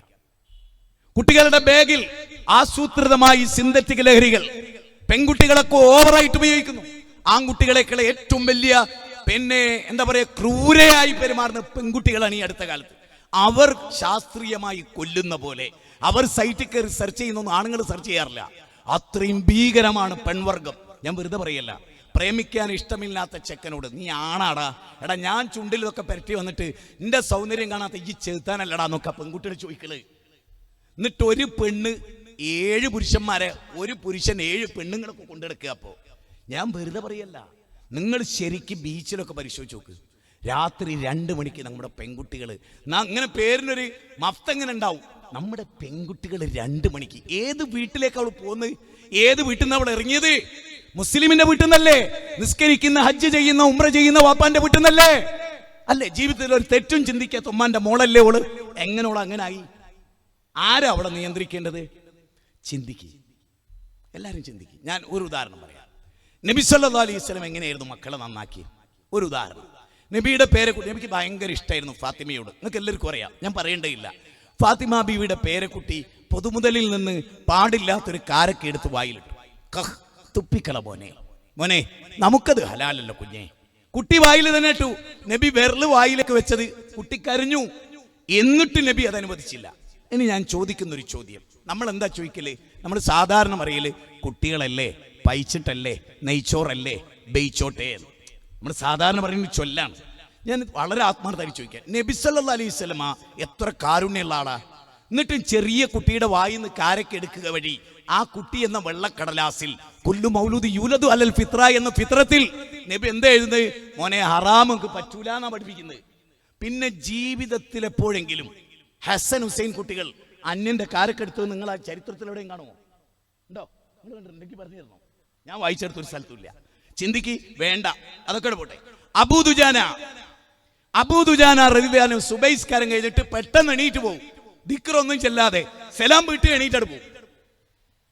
കുറേ ദിവസം എണീറ്റപ്പോ സാബികൾ നിക്കവിടെ, കുറെ ദിവസമായല്ലോ കാട്ടി വെറ്റമായി പോണ്, എങ്ങോട്ടാണ് ചോദിച്ചു. ഒരു ദിക്റില്ല, ദ്വാ ഇല്ല, എന്താ പത്ര തിരക്ക്, ദുനിയാവിന്റെ ഷൂല് എന്താന്നൊക്കെ ചോദിച്ചു. അബൂ ദുജാന റളിയല്ലാഹു തആലയോട്. എനിക്ക് കേട്ടോളി, ഇവിടെ ഇരിക്കുന്ന ഉപ്പമാര് ശരിക്കും ജീവിതത്തിൽ കേട്ടോളി. അബൂ ദുജാന പറയണം, അതെ അയൽപ്പക്കത്തൊരു ഈത്തപ്പനുണ്ട്, നിറയെ ഈത്തപ്പഴ പാകമായി നിൽക്കുക, എന്റെ മുറ്റത്താ വീഴുക. പന അദ്ദേഹത്തിൻ്റെതാണ്, ഈത്തപ്പഴവും അദ്ദേഹത്തിൻ്റെതാണ്, അത് വീഴുന്നത് എന്റെ മുറ്റത്താണ്. ഈത്തപ്പനക്ക് അറിയില്ലല്ലോ മുറ്റം എന്റേതാണെന്ന്. ചിന്തിക്കണേ. എന്നിട്ട് അദ്ദേഹം പറയണെന്നറിയോ, എനിക്ക് ചെറിയ കുട്ടികളുണ്ട്, ഞാനിവിടെ ദിക്റും ദുആക്കെ ചൊല്ലി പള്ളിയിലിരുന്നാൽ എൻ്റെ കുട്ടികൾ നേരത്തെ എണീക്കുന്ന കുട്ടികളാ, അവരെണീറ്റ് മുറ്റത്തിൽ നിന്ന് ഈ ടേസ്റ്റുള്ള ഈത്തപ്പഴം എടുത്ത് തിന്നു. ചെറുപ്പത്തിലെ തന്നെ എൻ്റെ മക്കളുടെ വയറ്റിൽ ബുത്തൂനിഹിമില്ലന്നാർ, നരകത്തിന്റെ തീ നിറക്കും, അതെനിക്ക് സഹിക്കൂല. ഞാൻ ചോദിക്കണം, അങ്ങനത്തെ ഒരു ബാപ്പ ഈ സദസ്സിലുണ്ടോ? എൻ്റെ മോനൊരു തീപ്പെട്ടിക്കുള്ളി അന്നൻ്റെത് എടുക്കരുത് എന്ന് മകനെ നരകത്തിൽ നിന്ന് രക്ഷപ്പെടുത്താൻ ഇത്ര ജാഗ്രത പോലത്തെ എത്ര ആളുണ്ട്? ഇനി ഞാൻ പറയുന്ന പോയിന്റ് കുറച്ച് ഗൗരവത്തിൽ ചിന്തിച്ചോളൂ. ഉമ്മമാര് ശരിക്കും ചിന്തിച്ചോ. എല്ലാ ബാപ്പാരും നമ്മളോട് എന്താ പറയല്? എൻ്റെ മോന് വേണ്ടി, എൻ്റെ മോക്ക് വേണ്ടി. ശരി, മോന് വേണ്ടി എന്ന് പറഞ്ഞിട്ട് നായി നയിക്കുന്ന മാതിരി നയിക്കാന്നല്ലാതെ മോളെ കൂടെ 10 മിനിറ്റ് ഇരുന്നിട്ടുണ്ടോ? മോളെ കൈപിടിച്ച് തടവിയിട്ട് വാവേ എന്തെങ്കിലും വേണോ, നിനക്ക് എന്തെങ്കിലും ഉപ്പാനോട് പറയാനുണ്ടോ, എൻ്റെ കുട്ടീൻ്റെ സ്കൂളിൽ ആരൊക്കെ ഉള്ളത്, നിൻ്റെ കൂട്ടുകാരികളാരാ? എനിക്ക് പേടിച്ചിട്ട് എൻ്റെ മക്കളോട് ചോദിക്കും. കാരണം 6 പെൺകുട്ടികളാണല്ലോ. ഞാൻ എൻ്റെ മക്കളോട് ചോദിക്കും, ആരാ നിങ്ങളെ കൂട്ടുകാരികൾ? ഓലെയൊന്നും വിളിക്കുവോ? 10 ദിവസത്തെ ലീവ് ഉണ്ട്, ഓണത്തിൻ്റെ ലീവ്, എന്നാൽ ഒന്നവരെ വിളിക്കുവോ? അവരെ സൽക്കരിക്കുക. ഞാൻ വീട്ടിൽ അവർ വരുമ്പം തന്നെ എനിക്കറിയാം, അവരെ വസ്ത്രം കണ്ടാൽ അറിയാം ഇതേത് ടൈപ്പാണ്, അവരെ പെരുമാറ്റം. അവർ വരുമ്പോൾ ചുണ്ടിൽ ചേച്ചിട്ടാണ് വരുന്നതെങ്കിൽ ഞാൻ അന്ന് കുട്ടിക്ക് ഭക്ഷണം കൊടുക്കും. പിന്നെ ഞാൻ പറയും, അതിൽപ്പെട്ട ഇന്നെന്ന കുട്ടികളില്ലേ, അവരെങ്ങാനും ഇനി നിന്റെ കൂട്ടുകാരിയായാൽ ബാപ്പാന്റെ തനി നിറം നീ കാണും. That's all. 2 ആയത്തും പറഞ്ഞു കൊടുക്കും, 2 ഖുർആനിക വചനം, വെറുതല്ല. അതായതറിയോ, അക്രമികളായ ആളുകൾ കൈകടിക്കുന്ന ദിവസം ويوم يعض الظالم على يديه يقول يا ليتني اتخذت مع الرسول سبيلا يا ويلتى ليتني لم اتخذ فلانا خليلا. 25-ാം അധ്യായം 27, 28, 29 അർത്ഥം എന്താ അറിയോ? അക്രമി പരലോകത്ത് വെച്ചിട്ട് കൈകടിക്കും. എന്നിട്ട് പറയണെന്തറിയോ, അള്ളാന്റെ റസൂലിനെ ചര്യ പിൻപറ്റിയിരുന്നെങ്കിൽ എത്ര നന്നായിരുന്നു. യാ വൈലത്താ ലൈതനി, എൻ്റെ കൂട്ടുകാർ, എൻ്റെ കൂട്ടുകാരികൾ വളരെ മോശമായിരുന്നു, അവരായിരുന്നു എൻ്റെ ഏറ്റവും വലിയ ഫ്രണ്ട്. ഞാൻ ഒന്നുകൂടി പറയട്ടെ, ഉപ്പയായിട്ടാണോ കൂടുതൽ സംസാരിച്ച് കൂട്ടുകാരിയായിട്ടാണോ? ഇവിടെ ഒന്ന് കൈവന്തിച്ചു നോക്കിയേ. കൂട്ടുകാരികളോട് സംസാരിക്കാൻ എടുത്ത ടൈം ബാപ്പാനോട് എടുക്കലുണ്ടോ? ഇല്ല. എത്ര? ഞാൻ കാണിച്ചു തരുന്നു. ഹലോ, അസ്സലാമു അലൈക്കും ഉപ്പ, ഞാനാണ്, എനിക്കൊരു 10 ഉറുപ്പ്യ അയച്ചു തരണം ഉപ്പ, കോളേജിലെ ഖലാസ് മോളെ ഞാൻ അയക്കട്ടോ, കഴിഞ്ഞു. സത്യല്ലേ? ഉമ്മാനോട് അരമണിക്കൂർ സംസാരിച്ചിട്ട് പൂതി തീരാത്ത എത്ര കുട്ടികളുണ്ട്? നിങ്ങൾക്ക് എത്ര മക്കളുണ്ട്? ഇവിടെ ഇരുന്നിട്ട് ഭർത്താവിനെ വിളിക്കാൻ 1 മിനിറ്റ്, ഇഷ്ടമുള്ളൊരു ചെക്കനെ വിളിക്കാനോ 1 മണിക്കൂർ. എറിഞ്ഞാൻ പൊട്ടിക്ക് ഈ സാധനം. നിങ്ങൾ കള്ളം പറഞ്ഞു. ഈ സാധനം നരകത്തിലേക്കും ഈ സാധനം സ്വർഗത്തിലേക്കും വിളിക്കുന്ന ഒരു സാധനം. മനസ്സിലായിക്കോളി. ഇന്ന സംഅ വൽ ബസറ വൽ ഫുആദ കുല്ലു ഉലൈക കാന അൻഹു മസ്ഊലാ. കേൾവിയും കാഴ്ചയും എപ്പോഴാണെങ്കിലും ഒരു പെണ്ണ് പാടുന്ന രംഗം ഉമർ ഇബ്നു ഖത്താബ് റളിയല്ലാഹു പറയുന്നുണ്ട്. ലഖത്വാല ഹാദൽ ലൈലു വജ്വദ ജനിബഹു, ചുറ്റും കറുത്ത് തമാമയമായി ഇരുമുറ്റും ഇരവിതിൽ ഏകാഗിയാണ് ഞാൻ, കൂട്ടിനൻ തോയനില്ലായികയാൽ എൻ നിദ്ര പറന്നുപോയോ. അതായത് ആ പെണ്ണ് പറയണെന്നറിയോ, ആട്ടുകട്ടിലാണ് ഞാൻ, നല്ല തണുത്ത രാത്രിയാണ്, കൂരിരുട്ടുള്ള രാത്രിയാണ്, എൻ്റെ ഭർത്താവ് പട്ടാളത്തിലാണ്. ശരിക്കും മനസ്സിലായിക്കോളി, ഭർത്താവ് പട്ടാളത്തിലാണ്, അല്ലെ ഭർത്താവ് ബാംഗ്ലൂരാണ്, ഹൈദരാബാദിലാണ്, മദ്രാസിലാണ്, UAE-ലാണ്, എവിടെ ആവട്ടെ. നിങ്ങൾ ആ പെണ്ണ് പറയണെന്നറിയോ, ഇവിടെ വേറെ ആരുമില്ല, എനിക്കാണെങ്കിൽ കാമം, ഇഷ്ടം, ലൈംഗികമായ തൃഷ്ണ, പക്ഷെ പടച്ചോനെ ഒരു പുരുഷനെ ഞാൻ ക്ഷണിച്ചോൻ വരും, ഞാൻ ഇവിടെ ഒറ്റക്കാണ്. പക്ഷേ നാഥാ, ഞാൻ നിന്നെ പേടിക്കുന്നു നാഥാ, നാഥാ ഞാൻ നിന്നെ പേടിക്കുന്നു. റജുലുൻ വഖു റജുലുൻ ദാതു ഇംറാത്തിൻ വമൻസിബിൻ ഇന്നി അഖാഫുല്ലാഹ്. സുന്ദരിയായ ഒരു പെണ്ണ്, ഓള് വിളിക്കാൻ ഒരുത്തനെ, ബാടാ ഞാനുണ്ട്, ഞാൻ റെഡിയാണ് നിന്റെ ആഗ്രഹത്തിന്. അപ്പൊ ആ ചെറുപ്പക്കാരൻ പറയും ഇന്നി അഖാഫുല്ലാഹ്. ഈ ബ്ലോക്ക് ജംഗ്ഷനിൽ താനൂരിൽ അങ്ങനെ ഒരു പുരുഷൻ ഉണ്ടാവുമോ? യൂസുഫ് നബി ഒറ്റക്ക് രാജകൊട്ടാരത്തിൽ, സുഹൃത്തുക്കളെ, സുലേഖ അതീവ സുന്ദരി രാജ്ഞി, ഒരു രാജ്യത്തിന്റെ പ്രഥമ വനിത, ഇതിനോളം വലിയ പൊസിഷൻ ഉണ്ടോ? വിളിച്ചിട്ട് ബെഡ്റൂം വരെ യൂസുഫ് നബി പോയി എന്ന് പറഞ്ഞാൽ ഇത്ര വലിയൊരു നിഷ്കളങ്കൻ നമ്മൾ പറയില്ല, ആ പച്ചപ്പാവെന്നൊക്കെ. അങ്ങനെ അവൾ റൂമിൽ വിളിച്ചിട്ട് യൂസുഫ് നബിക്ക് ഒരു തെറ്റിദ്ധാരണയില്ല. കാരണം യജമാനത്തിയാണ്, അവിടെ ജോലിക്കാരനാണ്, ക്ഷണിക്കുകയാണ്, ചെല്ലുക ബെഡ്റൂമിൽ. പിന്നെ അവിടെ ചെന്നപ്പാണ് അവളെ സ്വഭാവം മാറുന്നത് കണ്ടപ്പോ യൂസുഫ് നബി ഓടുക, പിറകുന്ന കുപ്പായം പിടിച്ചു. അപ്പൊ യൂസുഫ് നബി കുറ്റക്കാരനല്ല, പെണ്ണിനാണ് വികാരം, ബോധ്യായി. എന്നിട്ട് യൂസുഫ് നബി പറയുന്നെന്താ, അല്ലാഹു പേടിക്കുക, എനിക്ക് ജയില് മതി, പെണ്ണിനെ വേണ്ട. ദുനിയാവിൽ എന്നെ സ്നേഹിക്കാത്ത പെണ്ണുങ്ങളില്ല, എന്നെ കണ്ടിട്ട് കൈമുറിച്ച പെണ്ണുങ്ങളായി നാട്ടില്. അതുകൊണ്ട് പടച്ചോനെ എനിക്ക് ജയില് മതി. അദ്ദുന്യാ സിജനുൽ മുഅ്മിൻ വജന്നത്തുൽ കാഫിർ. ഞാൻ ചോദിക്കുന്നു, ഇതൊക്കെ ഇസ്ലാമല്ലേ? 12-ാം അധ്യായം 53 എന്താ ഉള്ളത്? വമാ ഉബർരിഉ നഫ്സി ഇന്ന നഫ്സ ലഅമാറത്തും ബിസൂ ഇല്ലാ മാ റഹിമ റബ്ബി ഇന്ന റബ്ബി ഗഫൂറുർ റഹീം. വരാനിരിക്കുന്ന ഒരു പുതിയ നോമ്പ്, നോമ്പിന്റെ 6 മാസം മുമ്പ് നോമ്പിൽ പ്രവേശിക്കുന്നവരാ സ്വഹാബിമാര്. ആ നോമ്പ് കൊണ്ട് 6 മാസം കഴിച്ചു കൂട്ടുന്നവരും. നമ്മളോ നോമ്പ് കഴിഞ്ഞ് നോമ്പ് വരുന്ന നന്നാകുക, നോമ്പാട് കയ്യാൻ കാത്തുത്തിരിക്കുക, പ്രാർത്ഥിച്ച് പണ്ടാറടങ്ങാൻ. ഇതെന്താ മാറാത്തത്? 4 ആഴ്ച പോണില്ലല്ലോ, ഒന്ന് ഫോണ് തോണ്ടാൻ. അതായത് ഇങ്ങനെ കയ്യിലെടുക്കൂ, നോമ്പാ വെച്ച്, പിന്നെ ഇങ്ങനെ എടുത്ത് നോമ്പാ വെച്ച് പണ്ടാറടങ്ങാൻ, നോമ്പൊന്നും കാണിക്കിട്ടെങ്കിൽ അവിടെ നമ്മൾ മാറണം. മാറിയിട്ടില്ലെങ്കിൽ പടച്ചോന്റെ മുമ്പിൽ രക്ഷയില്ല കേട്ടോ. എന്ന് ഞാൻ സൂറത്ത് ബക്കറയിൽ 251 ഓതി അവസാനിപ്പിച്ചത്. അള്ളാഹുലേക്ക് മടങ്ങുന്ന ഒരു ദിവസത്തെ സൂക്ഷിക്കണം. നന്നാകാൻ ഒരുപാട് സാധ്യതകൾ നമുക്കുണ്ട്. പീസ് റേഡിയോ 24 hours മനുഷ്യനെ നന്നാക്കുന്നതാ. 24 hours. നമ്മുടെ ജമീല, നമ്മുടെ വെള്ളിയാഴ്ചയിലെ ഖുതുബ, മനോഹരമായ ഖുതുബകൾ, ഹാരിസ് ബിൻ സലീമിന്റെ. അദ്ദേഹത്തിന് വേണ്ടി എല്ലാവരും ദുആ ചെയ്യണം. കുറച്ച് ബുദ്ധിമുട്ടുള്ള അവസ്ഥയിലാണ്, സംസാരിക്കാൻ കുറച്ച് കാലം, 2-3 മാസം അതുവരെ സംസാരിക്കാൻ പോലും പാടില്ല. സന്തോഷവും ഉണ്ടാകാൻ പാടില്ല, ദുഃഖവും ഉണ്ടാകാൻ പാടില്ല, ഹാർട്ടിലെ വേരിയേഷൻ കൊണ്ട്. അതുകൊണ്ട് നന്നായിട്ട് പ്രാർത്ഥിക്കണം എല്ലാവരും, മനസ്സ് തട്ടി. അദ്ദേഹം എത്രയോ കുടുംബ അകങ്ങളിൽ വമ്പിച്ച പരിവർത്തനം ഉണ്ടാക്കിയ ഒരു പ്രബോധകനാണ്. നാവിന് അത്രമേൽ സ്വാധീനം ഉണ്ടാക്കിയ അള്ളാഹു ഒരുപാട് കബൂൽ ചെയ്യട്ടെ.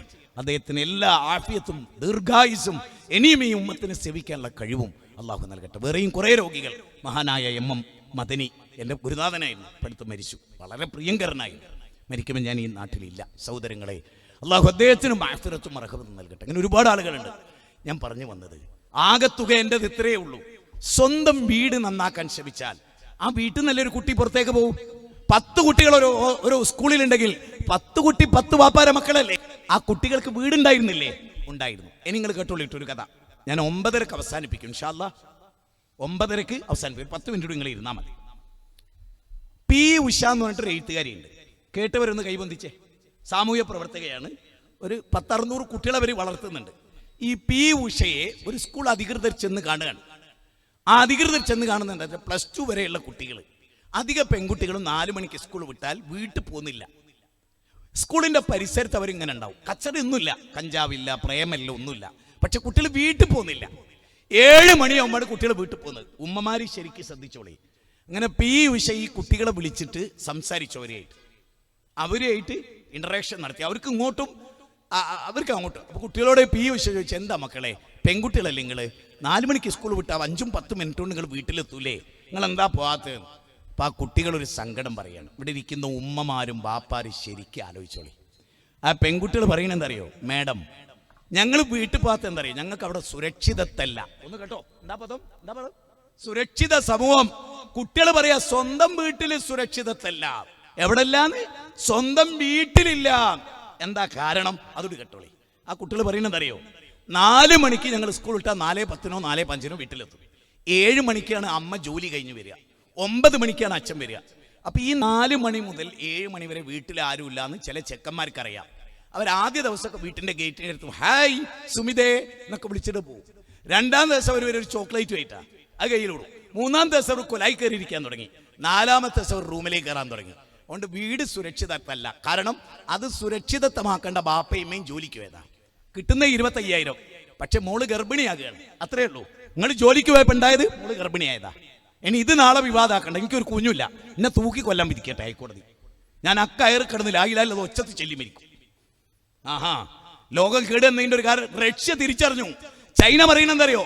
ജോലിക്ക് പോകേണ്ട പെണ്ണുങ്ങൾ വീട്ടിലിരുന്ന് പെട്ടിട്ടോളി കൂലി തരാം.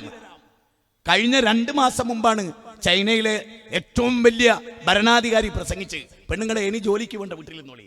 ഇസ്ലാം എത്രയോ കൊല്ലം മുമ്പ് പറഞ്ഞു പെണ്ണുങ്ങൾക്ക് ഏറ്റവും വലിയ ജോലി വീട്ടിലുണ്ട്. മക്കളെ നന്നാക്കി രാഷ്ട്രത്തിന് സമർപ്പിക്കൽ. ഒരു യൂണിവേഴ്സിറ്റിക്ക് നെഹ്റുവിന് ഉണ്ടാക്കാൻ കഴിയില്ല, ഒരു യൂണിവേഴ്സിറ്റിക്ക് മൗലാന മുഹമ്മദിനെ ഉണ്ടാക്കാൻ കഴിയില്ല. അതുകൊണ്ട് ആ ഷെയ്ഖ് ജീലാനിയോട് ചെറിയ കുട്ടിയായിരിക്കും എമ്മ പോകുമ്പോൾ പറയാ കുലിൽ ഹക്ക് വൈകാന മുറാദ്. 40 ദിർഹം കൊടുക്കുകയാണ് ആ കുട്ടിക്ക് പഠിക്കാൻ വേണ്ടിയിട്ടു അന്ന് ചെലവിന്. അത് അരയിൽ വെച്ച് പോകുമ്പോൾ അമ്മ പറയാണ്, മോനെ എന്ത് കൈപ്പേറിയ അനുഭവം എൻ്റെ കുട്ടിക്ക് യാത്രയിൽ ഉണ്ടായാലും കള്ളം പറയരുത് മോനെ ഒരിക്കലും. അങ്ങനെ ആ കുട്ടി ഇങ്ങനെ പോകുമ്പോൾ കൊള്ളക്കാർ പിടിച്ചു പോനെ. എന്താ ഉള്ളതെന്ന് ചോദിച്ചു. ഉമ്മ തന്നെ 40 ദിർഹം ഇങ്ങെടുക്കുക പറഞ്ഞു. ചിരിച്ചുകൊണ്ടാണ് കൊടുത്ത് കുട്ടി നടന്നു പോകുമ്പോൾ ഇവർക്ക് ഭയങ്കര അത്ഭുതം കൊള്ളക്കാർക്ക്. അപ്പോൾ കൊള്ളക്കാർ ഓടിച്ചെന്ന് ഈ ചെറിയ മോനെ പിടിച്ചിട്ട് ചോദിച്ചു, മോനെ ഇത്രയും സത്യം പറയാം മോനെ, എന്താ കാരണം? അപ്പം ആ കുട്ടി പറയും, എനിക്ക് നല്ലൊരു ഉമ്മ ഉണ്ട്. ശ്രദ്ധിച്ചോളി, എനിക്ക് നല്ലൊരു ഉമ്മ ഉണ്ട്. ആ ഉമ്മാന്റെ ഏറ്റവും വലിയ പ്രത്യേകത എന്താ? എന്നെ ഉമ്മ അങ്ങോട്ട് വരുമ്പോൾ പഠിപ്പിച്ച് കള്ളം ജീവിതത്തിൽ ഒരിക്കലും പറയരുതെന്ന്. നമ്മളോ മോനെ എന്ന് സ്കൂൾ പോയിട്ടില്ലെങ്കിൽ നാളെ അമ്മായിൻ്റെ പുരയിൽ അമ്മായിക്ക് ആക്സിഡന്റ് പറ്റിയിട്ട് കാണാൻ പോയതായിരുന്നു. അപ്പോൾ കുട്ടിൻ്റെ മനസ്സിലെന്താ അറിയോ? കള്ളത്തള്ള. എന്ത് കള്ളത്തള്ള? പിന്നെ ആ കുട്ടി എങ്ങനെ നന്നാവുക? അതുകൊണ്ട് ഞാൻ പറയണു, ഞാനൊരു കാര്യം കൂടെ പറയട്ടെ. ഒരു നെഹ്റുവിന് ഉണ്ടാക്കാൻ ഇനിയുള്ള ഹൈന്ദവ സഹോദരിമാർക്ക് കഴിയോ? ഒരു മൗലാന മുഹമ്മദ് അലി ജൗഹർ തുല്യമായൊരു വ്യക്തിയെ താനൂരിൽ നിന്നുണ്ടാവുമോ? ഞാൻ വെല്ലുവിളിക്കുക. എന്തുകൊണ്ടില്ല?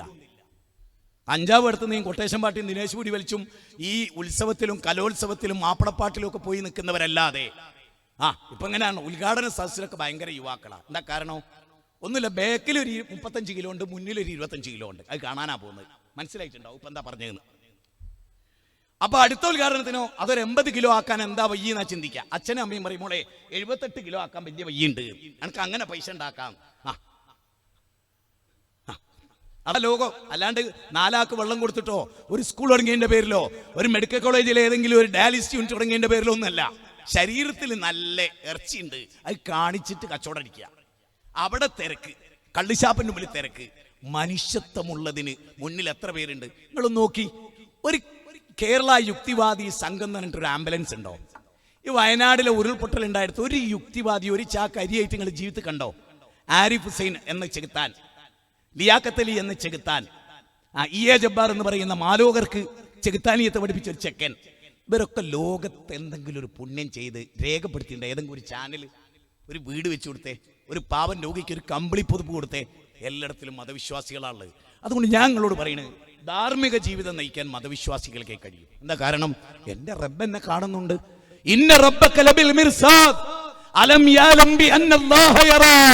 അതാ വലഖദ് ഖലഖനൽ ഇൻസാന വനഅലമു മാ തുവസ്വിസു ബിഹി നഫ്സു വനഹ്നു അഖ്റബു ഇലൈഹി മിൻ ഖബലിൽ വരീദ്. ജീവനാടിയേക്കാളും അടുത്ത റബ്ബ്. ഫഅമ്മാ മൻ ഖാഫ മഖാമ റബ്ബി, അല്ലേ? 79-ാം അധ്യായം 40-41. റബ്ബിനെ കണ്ടുമുട്ടണം. ഫമൻ കാന യർജു ലിഖാ റബ്ബി, 18-ാം അധ്യായം 110. പടച്ചോനെ പേടിച്ചത് കൊണ്ടല്ലാതെ ഒരു സമൂഹം നന്നാവും നിങ്ങൾ വിചാരിക്കേണ്ട. മുഹമ്മദ് നബി മദ്യം അല്ലാഹ് ഹറാമാക്കി എന്ന് പറയണ്ടേ? ഇൻതഹൈനാ യാ റസൂലല്ലാഹ്, ഇനി ഞങ്ങൾ ജീവിതത്തിൽ കുടിക്കൂല. അർണോൾഡ് ടോയംബി പറയാണ്, കള്ളിനെ കുറിച്ച് പ്രസംഗിക്കുകയും മദ്യമുക്തമായ ഒരു ലോകത്തെയും സമൂഹത്തെയും സൃഷ്ടിച്ച ഏക മനുഷ്യൻ prophet Muhammad, the most complete historical personality. ഏതസ്മിൻ അന്തരേ മ്ലേച്ഛാചാര്യണ സമുന്നിത മഹാമതിദിക്കാത ശിഷ്യശാഖാ സമുന്നിതം. ആ പ്രവാചകൻ, കാരണം അവരൊക്കെ അള്ളാനെ പേടിച്ചു. പലിശ വേണ്ട എന്ന് പറഞ്ഞു. സൂറത്ത് ബഖറ 278. 5-ാം അധ്യായം 90. മദ്യം വേണ്ടായിരുന്നു, എല്ലാം ഉപേക്ഷിച്ചു. അള്ളാനെ അത്രമാത്രം അവർ പേടിച്ചു. അപ്പൊ ഒന്നാമതായി അള്ളാനെ പേടിക്കുന്ന ഒരു സമൂഹം ഉണ്ടാകണം. അള്ളാനെ മാത്രം വിളിച്ചാരാധിക്കുന്ന ഒരു സമൂഹം ഉണ്ടാവണം. അള്ളാനെ പേടിച്ചാൽ ഒരു പെണ്ണും മാറ് കാണിക്കില്ല, ഒരു പെണ്ണും ജീവിതത്തിൽ ഒരു തിന്മയും ചെയ്യില്ല, മറ്റുള്ളവരെ കാണിക്കാൻ വേണ്ടി അണിഞ്ഞൊരുങ്ങില്ല. ഒരിക്കലും അള്ളാഹ് നൽകിയ സൗന്ദര്യത്തിൽ അവർ തൃപ്തിപ്പെടും. അതിലപ്പുറത്ത് കൃത്രിമമായി ഒരു സൗന്ദര്യം അവർ ഉണ്ടാക്കില്ല. അവരാരുടെ മുമ്പിലും തന്റെ മുഖം 4 ആള് സൗന്ദര്യമുള്ളതാണെന്ന് പറയാൻ അവർ അനുവാദം കൊടുക്കില്ല. അവരെ ഇഷ്ടപ്പെട്ട ഭർത്താവിന്റെ മുമ്പിലല്ലാതെ ഒരാളെ മുമ്പിലും അവർ സൗന്ദര്യം പ്രകടിപ്പിക്കില്ല. അങ്ങനത്തെ ഒരു സമൂഹത്തെ, ധാർമ്മിക ജീവിതം നയിക്കുന്ന ഒരു സമൂഹത്തെ കണ്ടാലും കണ്ടില്ലെങ്കിലും 5 നേരം നിസ്കരിക്കുന്ന, പടച്ചോനെ പേടിക്കുന്ന, പാലിൽ വെള്ളം ചേർക്കാത്ത, ചാരിത്രത്തിൽ വെള്ളം ചേർക്കാത്ത, കഞ്ചാവ് ഒരിക്കലും വാങ്ങാത്ത, ഒരു ദിനേശ് പൂരി പോലും വലിക്കാത്ത മക്കളുണ്ടാവണോ? ബാങ്ക് കൊടുത്ത പള്ളിയിലെത്തുന്ന മക്കളുണ്ടാവണോ? എങ്കിൽ വീട്ടിൽ ദീനുണ്ടാകണം. ദീനിലേക്ക് പൂർണ്ണമായിട്ട് വരണം. അങ്ങനെ വന്നാൽ അതാണ് വിജയത്തിൻ്റെ ഏറ്റവും വലിയ മാർഗം. ഇനി ഒരു 3 മിനിറ്റ് വളരെ പ്രാധാന്യം അറിയിക്കതാ. ഈ താനൂരിൽ നിന്ന് അടുത്തത് തിരൂരാണ്. തിരൂരിന്ന് നമ്മൾ തൃശ്ശൂർ റൂട്ടിലേക്ക് കിടക്കുന്നിടത്തോടെ പോയാൽ BP അങ്ങാടിയാണ്. ആന ചവിട്ടി മരിച്ച സ്ഥലം കഴിഞ്ഞ 2-3 ആഴ്ചക്ക് മുമ്പ് അല്ലേ? അവിടെ അള്ളാന്റെ അനുഗ്രഹത്താൽ നമുക്കൊരു സ്ഥലം കിട്ടി.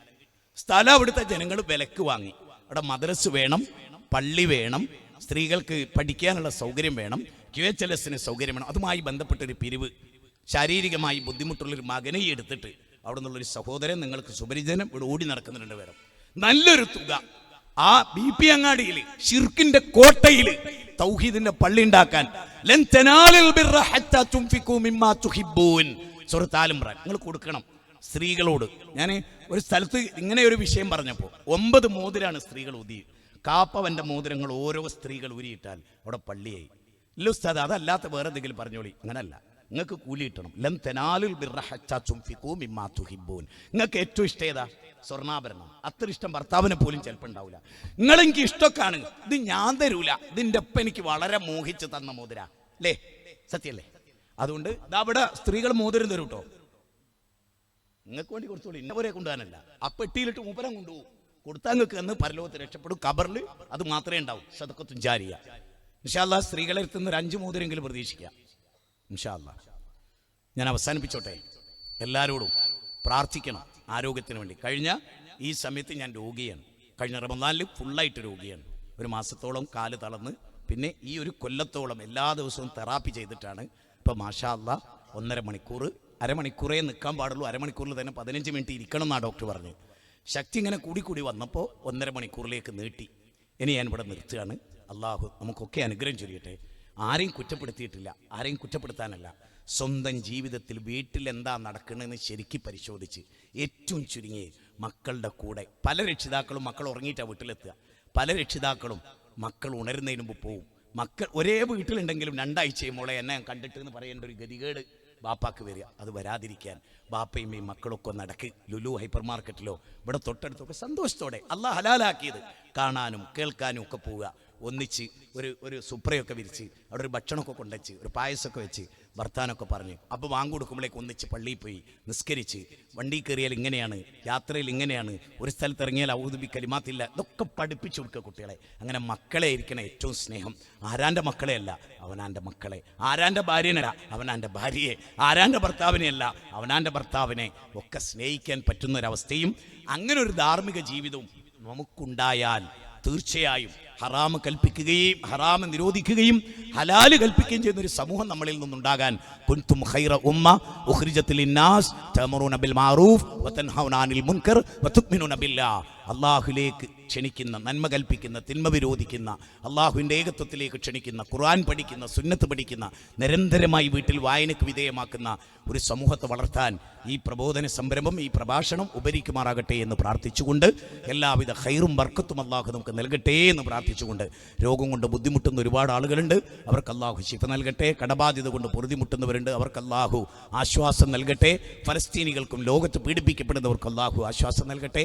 ലോസ് ഏഞ്ചലൻസിലും കാലിഫോർണിയയിലും നിരപരാധികളായ ഒരുപാട് ആളുകൾ ശിക്ഷിക്കപ്പെടുന്നുണ്ട്, അവർക്ക് പ്രയാസമുണ്ട്, അവർക്കൊക്കെ അള്ളാഹു ലഘൂകരണം നൽകുമാറാകട്ടെ. അള്ളാഹു മഗ്ഫിറിൽ മുഅ്മിനീന വൽ മുഅ്മിനാത്ത് വൽ മുസ്ലിമീന വൽ മുസ്ലിമാത്ത് അൽഅഹ്യാഇ വൽ അംവാത്ത് റബ്ബനാ ഹബ് ലനാ മിൻ അസ്വാജിനാ വദുർരിയ്യാതിനാ ഖുർറത അഅ്യുനിൻ വജ്അൽനാ ലിൽ മുത്തഖീന ഇമാമാ റബ്ബനാ ലാ തുസീഗ് ഖുലൂബനാ ബഅദ ഇദ് ഹദൈതനാ വഹബ് ലനാ മിൻ ലദുൻക റഹ്മ ഇന്നക അൻതൽ വഹാബ് അല്ലാഹുമ്മ യാ മുഖല്ലിബൽ ഖുലൂബ് സബ്ബിത് ഖുലൂബനാ അലാ ദീനിക് റബ്ബനാ ആതിനാ ഫിദ് ദുനിയ ഹസന വഫിൽ ആഖിറതി ഹസനത വഖിനാ അദാബന്നാർ വസല്ലല്ലാഹു വസല്ലമ അലാ നബിയിന മുഹമ്മദിൻ വഅലിഹി വസഹ്ബിഹി അജ്മഈൻ വൽഹംദുലില്ലാഹി റബ്ബിൽ ആലമീൻ. അസ്സലാമു അലൈക്കും വറഹ്മത്തുള്ളാഹി വബറകാതുഹു.